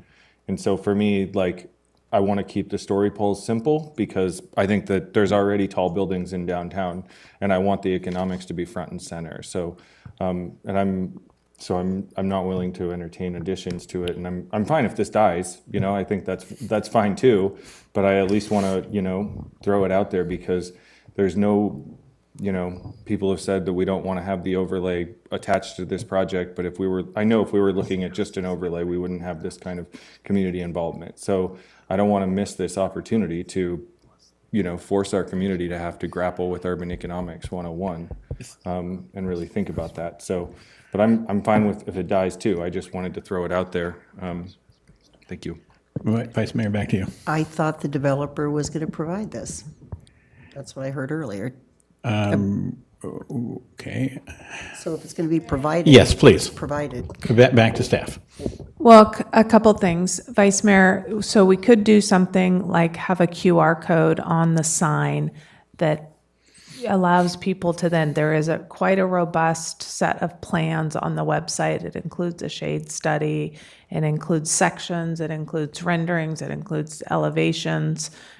So that's one way to, when you're on the site, if there was story poles or a drone crane suspended top story or a drone swarm or whatever there is, also have a QR code to kind of take back to some of the documentation that is on file. Is that? That would be acceptable.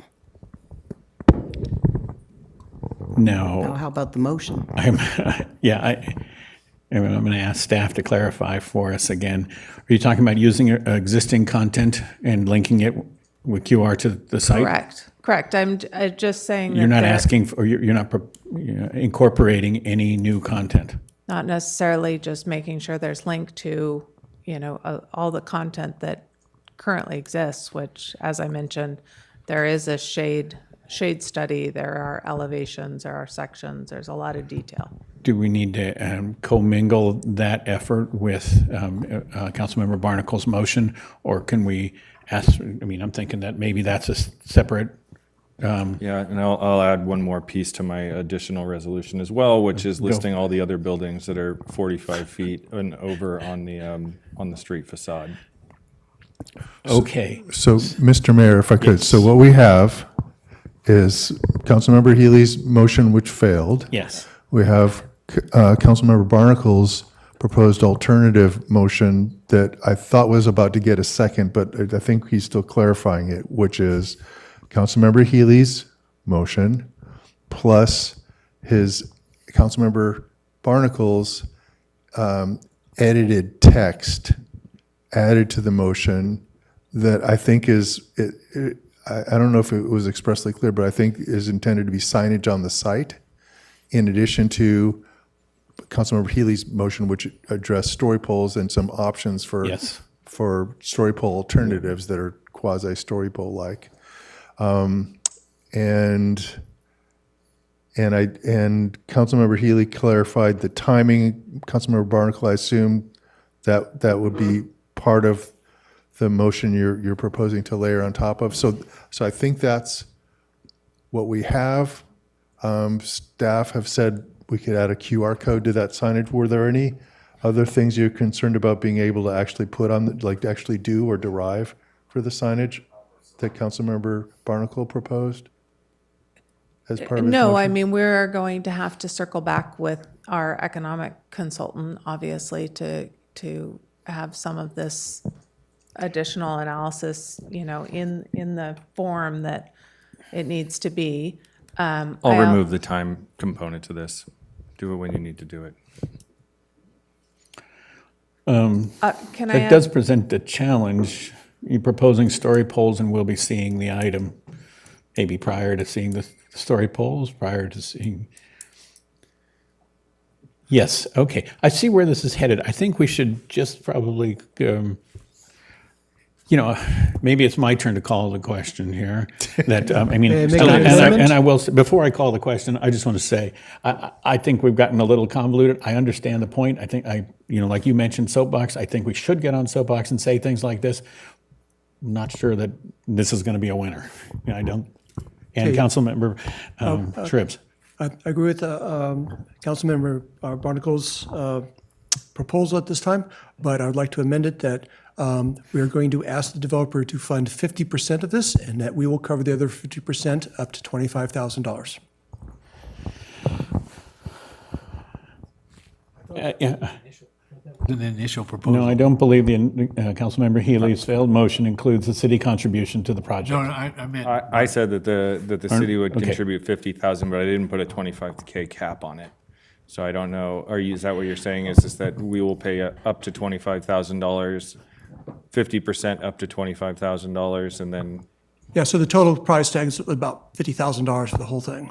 And actually, you had mentioned light and sound, which I Light and sound. believe are SPAR related and conditional use permit related, and not related to story polls. So I don't think they're eligible for any conversation at this time. Hence, no involvement of the cash at this time. I mean, it will run through planning again, and that's I think the moment for that action. Right. I wouldn't mind a 50% share on just this project alone, just as Councilman Barnacle proposed earlier. That'd be fine with me. Didn't realize he was actually saying 50% up to 50,000 is what, I just want to clarify. Let's run back to staff for a second. Well, I'm also pointing out, we're talking about, I believe the story poll estimate was $65,000, not 50, right? And then we're talking about additional money towards economic analysis. So I'm just saying that I don't think we have a good idea of whether drone swarms or crane suspended top stories are going to be, I'm guessing they're going to be more expensive, but I don't have that. That's anecdotal.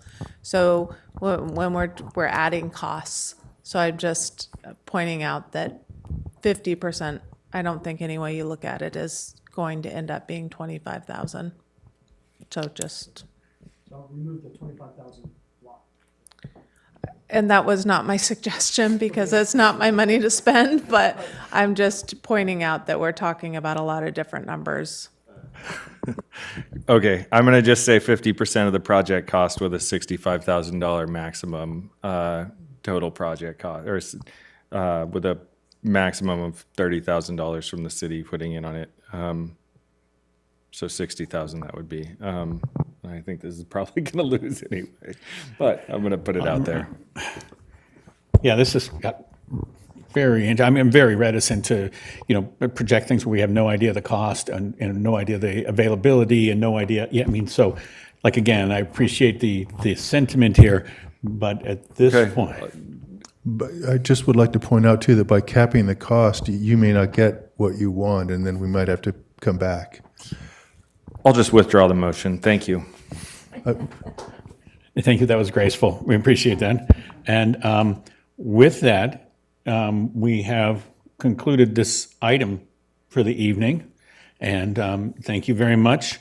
We will now move to our next item on the agenda, which is item 10, discussion and possible direction for resuming a virtual participation at council meetings. And since we have what appears to be a large movement in our audience, why don't we take a 5-minute break right here idea. and return in 5 minutes. About staff's kind of thought process on resuming virtual participation at council meetings and really how we keep our community safe through these meetings. So cycling through here, just a brief background. The Brown Act requires participation of the public, or at least access to the deliberative process that the council goes through during public meetings. It does not require that to be virtual. That was something that was added for the most part during COVID-19 when it was physically not possible. There were health orders in place that prevented people from gathering in person to provide that feedback. And that accessibility, we found, having many meetings completely virtual, allowed the public to still be a part of that process, still be able to voice their thoughts and their comments on matters of importance to the city. With the lifting of the health orders, we resumed having in-person meetings, and we've switched to a hybrid model, which involved both having people in person in the council chambers and also allowing members of the public to comment virtually through Zoom and all the process that we had set up as a result of that. Unfortunately, a few weeks ago, starting here in Petaluma at our council meeting on October 2nd of this year, we had several commenters that disrupted the meeting during general public comment by speaking off topic, as the city attorney explained in the beginning of this meeting, and as we experienced here in council chambers for one of the comments, there were comments that were not on the subject matter jurisdiction of the council and therefore were disruptive, and those meetings were cut off. Especially after there's a pattern evident from those disruptions that were all of a similar. An interesting insight that we got from Zoom when we investigated this was we found that none of those general public comment speakers, and it included, not just the comments themselves, but some of the usernames that were used were purposely hurtful. They didn't have a Petaluma location. We saw locations from Portland, Oregon, Buffalo, New York, Salt Lake City, some from San Francisco, San Jose, but even Oslo, Norway. And I think that kind of speaks to, one of two things: either that the commenters were from Petaluma and they knew that their actions were shameful and they hid behind the anonymity of Zoom to mask their location, or they actually weren't from this community and wouldn't be here in public speaking to those items because they knew that that wasn't socially acceptable. But it did have a chilling effect on participation. And so we looked at different participation options that we could provide, and especially looking to that safety aspect of it to the whole community. We've heard from public commenters that feel like they don't want to participate in this process for fear of being identified and somehow targeted for their views on certain issues. As well as the council, which is part of our community as well, feeling uncomfortable, and rightfully so, with some of the comments that were made. So as always, as has been in the case, even through COVID, emailing the city clerk has always been an option. If you have comments that you want to be part of the record, those can go to the city clerk. And now with our in-person meetings, showing up to the meetings is an option. And the public can speak at the meeting and at live. The other options, just to kind of review a couple of options that we looked at for virtual inclusion. All items, this is basically the old status quo where all items, including general public comment, would be allowed for virtual public comment. And then we also looked at the option of doing agenda items only, so that would exclude general public comment, proclamations, presentations, council comment, and staff comment. So that's basically everything from consent calendar forward, assuming that things aren't taken out of order, would be virtual comment allowed. Unfortunately, in our research, we didn't find any case law that we could rely on that would say that that's an allowable,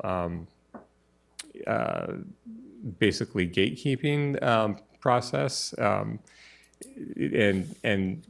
in these cases, it's not always great to be the guinea pig that tries things out, especially on kind of free speech issues that tend to be litigated.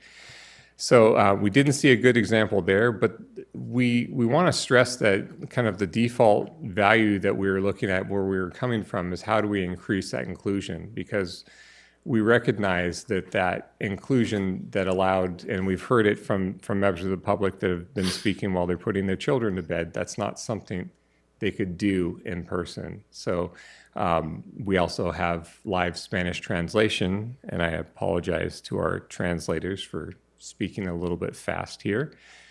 But that's also available through Zoom as well, and trying to promote that inclusivity that comes with the remote options.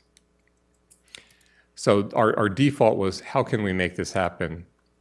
We also looked at virtual comments throughout Sonoma County. We called up other cities, and this attack on meetings, the Zoom bombing, was not unique to Petaluma. The larger cities, Santa Rosa, the county especially, experienced it. And as you can see from this table here, only 3 cities are still allowing virtual comment for live during council or town council meetings, and that's Cotati, Sebastopol, and Sonoma. So when we looked at the issue of how could what would the implications be if we resume virtual comment, and this really applies to virtual comment on all items, for the reasons I mentioned about not having citable case law for a subset of items allowing that virtual participation.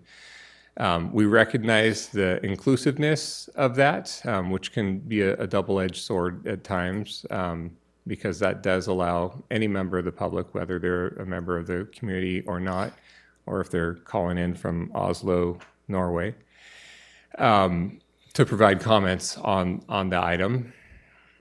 We do recognize that there's climate and transportation benefits from virtual participation. Each person that's participating by Zoom from their home is one less car on the road and one less person leaving the meeting after 10 o'clock at night, potentially. But still having that option to participate in the meeting. And this issue of participant safety, this kind of strikes home to the comments we received about not feeling welcome or not feeling comfortable sharing their face in public. So if they were able to be in their home, that gives them, as a maker of legitimate comments relevant to the item, the safety of not having to feel like they're targeted. On the other side of the coin for resuming virtual comment for all agenda items, we're not hearing about this being a phase and the disruptions decreasing. We're hearing about it spreading to more and more cities. And those disruptions suppress legitimate public comment, like I just mentioned, people not feeling comfortable speaking their views on certain issues. And we did a lot of digging into Zoom on how we could potentially use the tools that Zoom offers as ways to protect and potentially remove members of the public who are abusing the system.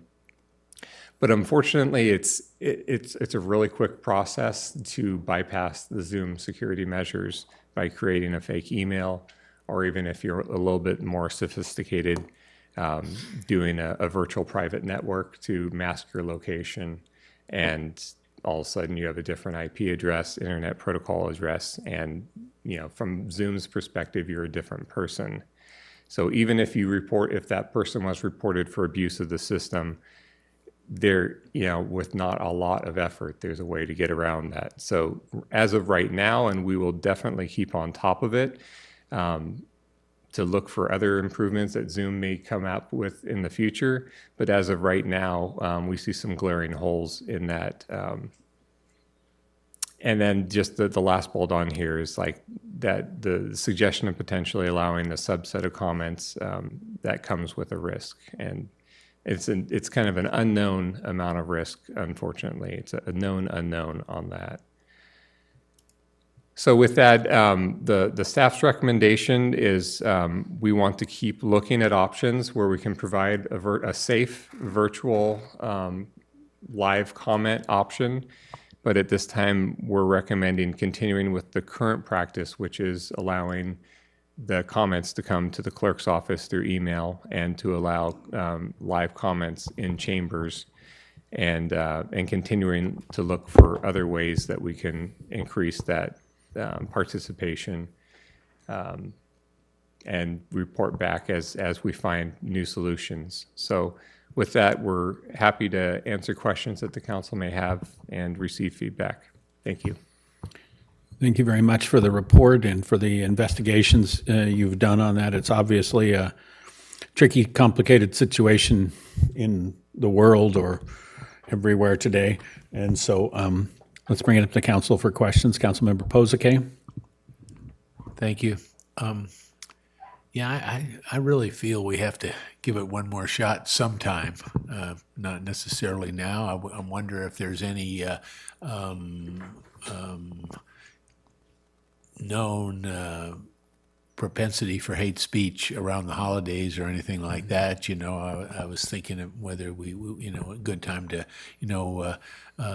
let it go for the holidays and make a plan to try resuming. I mean, unless things get worse, to think about. I'm not actually don't mean to make this as an emotion now, but to consider resuming in person, just to try it once more. If we got to stop it, fine. Yeah, I was going to ask you if that's a motion, but then I remembered we're having this as direction and discussion tonight. So, and Councilmember Barnacle? I like that suggestion, Councilmember Postake. Just want to share, I'm on a board where the chair is adamant about keeping virtual public comments. And there's a person who calls in every meeting with racist, anti-Semitic remarks.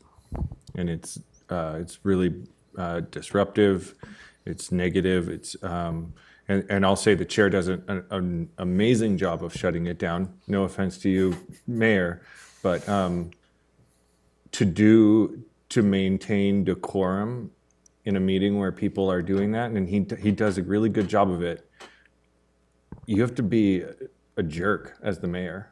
And it puts you to do it, because what we experienced the other night, we're kind of like, oh, your First Amendment rights, First Amendment, and you just he's adamant about just shutting it down and just reciting the law right back to their face and saying, remove them from the meeting. And it creates an uncomfortableness in the meeting.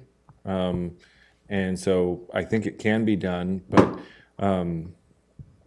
I would before we do it, I would encourage you to watch a BACMED board meeting and see the way the chair handles it, because it's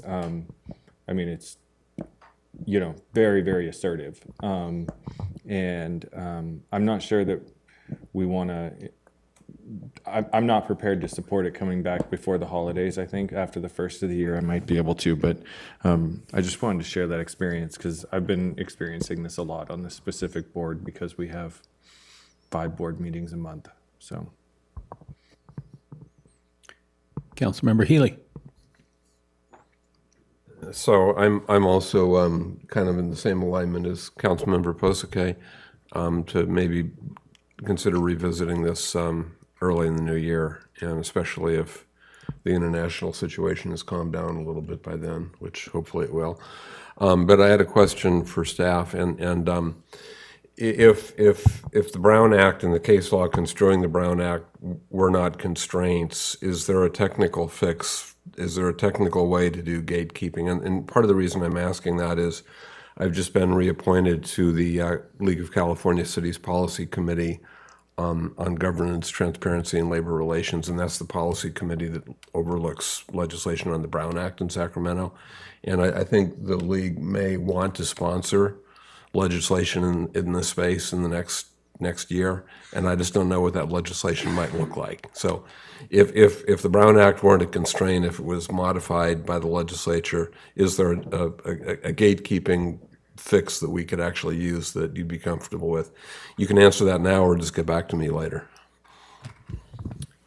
I think we'd want to think about it more because it's, I don't think it's just the Brown Act. I think there's the First Amendment issues that tie into it, and I think I'd want to have that conversation with the city attorney in a less time-constrained manner. Right. Oops, I'm sorry, that's very loud. And it's, I mean, and it's a long discussion in and of itself, but Patrick's absolutely right. The issue is it's the Brown Act accommodating the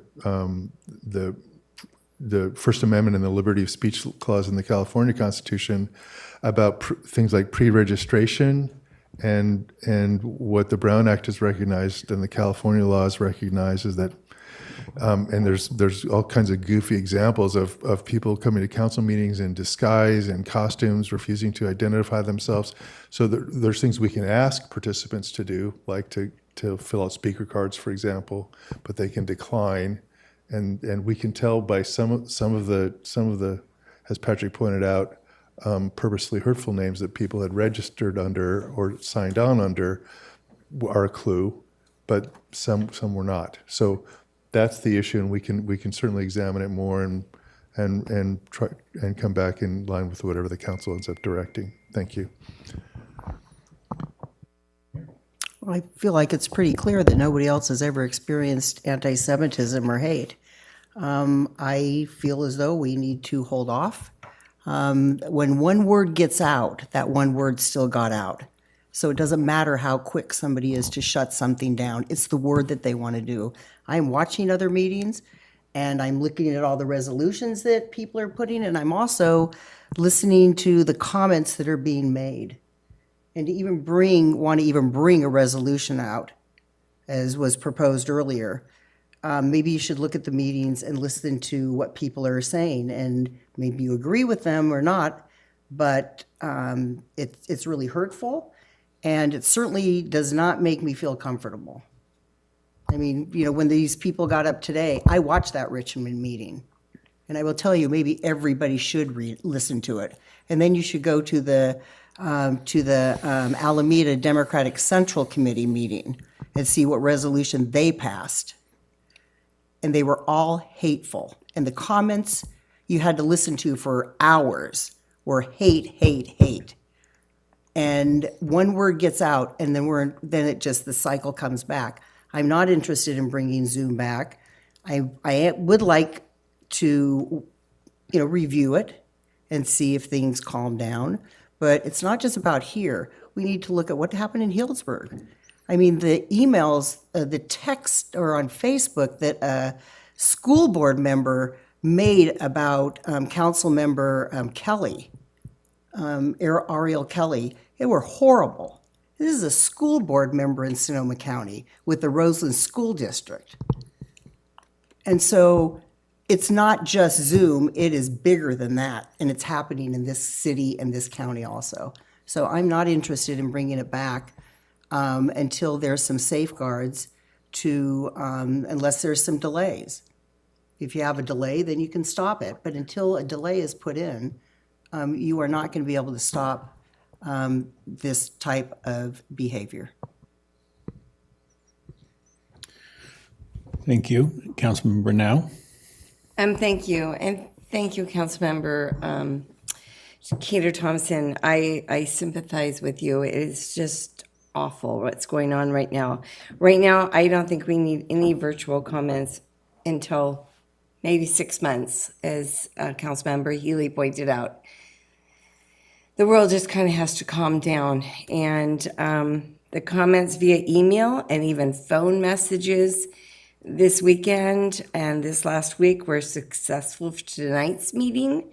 And in our community even, I drove into a parking lot and all these people were frantically out of their cars, and this gentleman was just coming out of his store just ranting hate vocabulary and rhetoric, and everybody was like ready to pounce him, and I'm like, no, we need to call the authorities, and just walk away from him and we'll call the authorities to have.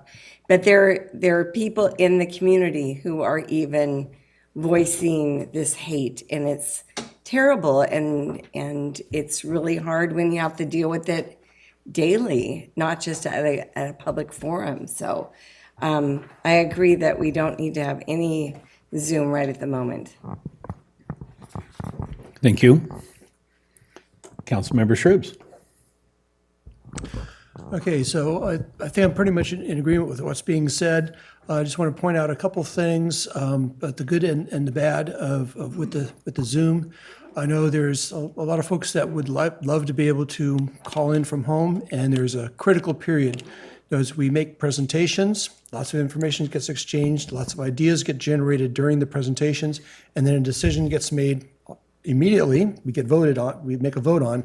And so there's a very narrow window of actually saying, giving input at that point, once you realize, oh, I want to be able to give some input. And then a decision is made very quickly. So unless there's a delay in their part of speaking or a delay on our part between the presentations and the decision making.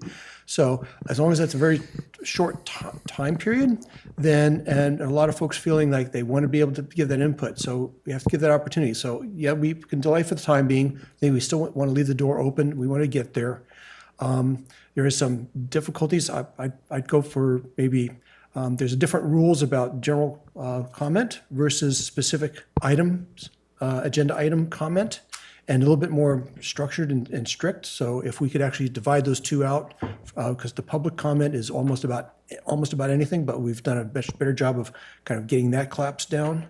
But getting to items, so if it's agenda items only, when we get there, we need to actually go stepwise and try that. And if it has to be specifically on that item, to give folks a chance to jump in.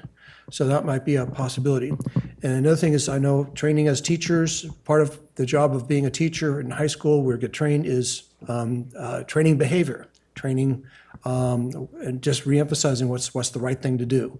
And that's partly what we also need to do is part of the continuously have that message of training, is that this is appropriate behavior, this is not.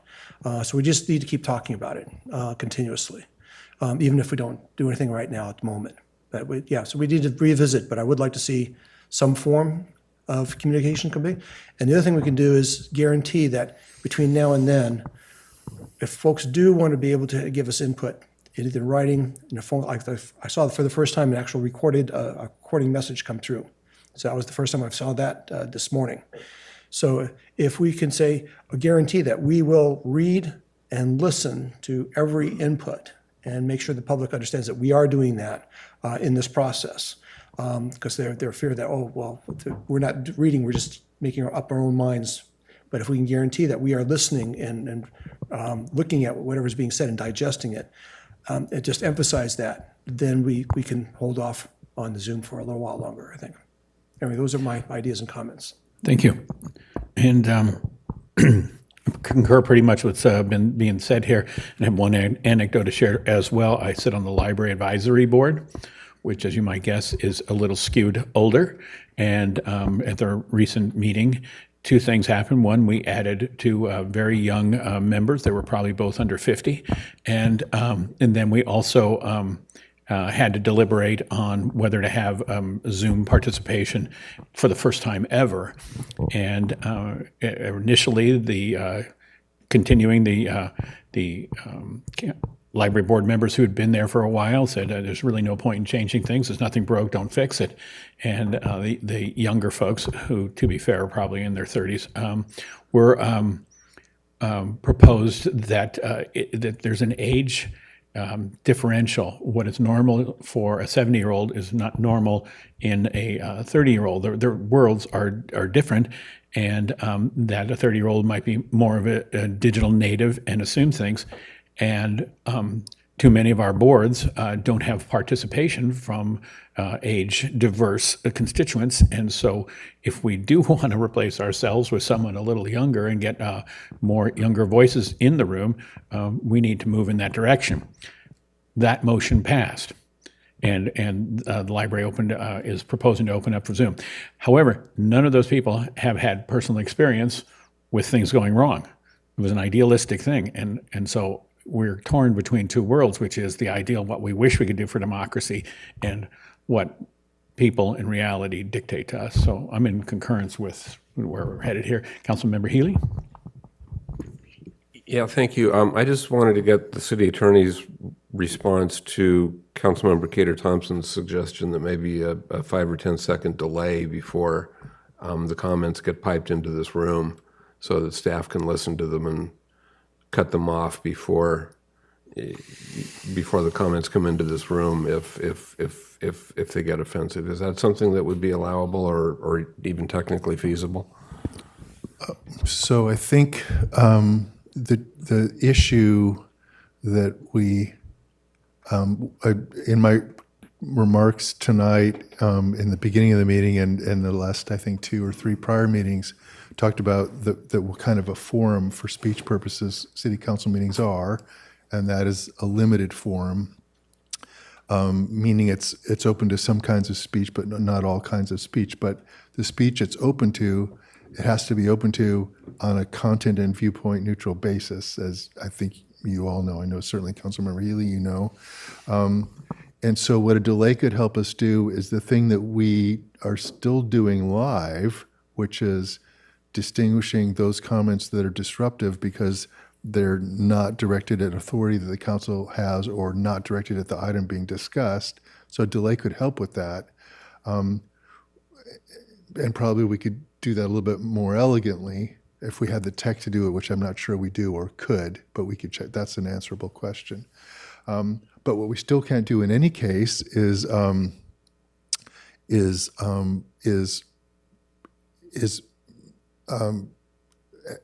regulate speech at our council meetings on a content or viewpoint basis. When we do, when we cut off a speaker for not addressing topics that the council is able to address, that's not based on content, that's based on the limited nature of this forum. You know, and part of the challenge and the reason why the staff recommendation is what it is we're seeing in other jurisdictions commenters say extremely vile things that are related to the business being discussed and that are related to theoretically to authority that the legislative body has. We're seeing very few people willing to do that in person. So those are some thoughts, and we'll look at lots of other things, and when we come back in whatever time frame the council directs. But those are some of the things we need to navigate. Thanks, Councilmember Barnacle. Yeah, on the idea of just not having it for general public comment is exactly what Eric said. It's at the back mid board meeting, Bay Area Air Quality Management District, and there's a person who calls in, and if there's a staff member giving a presentation who's of Asian descent, racist, right? Communist China is doing these things. If there's, there was a doctor, and they made the, anti-Semitic remarks about that. They'll find anything, any item, and it's just vile. So I really think we need to just pause on this for now. And then the delay sounds good. I would not want to be the person having to listen to those things. And, it may not be in the public forum, but one of our staff people, they better have thick skin because they're going to be, basically censoring hate speech. Is that the job? Is that a job that someone wants to sign up for? Not me. And I don't know that I want to put, our staff in a position of, determining what's appropriate and what's not. I think I'm not sure we can delegate that responsibility. Go back to the Stone Age and, come out in person for now. Vice Mayor. I know that the county worked on delay, but they had to have like 2 extra people. So we're going to have 2 more staff members if we're going to do the delay. And Zoom doesn't do delay, and so you have to create it yourself. And so I would just rather wait and hold off because I do not want to have to listen to this. But even though I'm listening to other meetings, I don't want to have to listen to it here. And I don't think it's time. And we can bring this up at a later date. Let's follow the process and invite a public comment period to occur. And I'm wondering if we have received any emails ahead of time from our clerk? Yes, Mayor, we received one public comment that was posted online. Wonderful, thanks so much. And it appears we have one public comment in-house. So Dwayne Bellinger, you're on. Yes, good evening. I'm generally of the opinion that people who say things that are obnoxious are probably just looking for attention.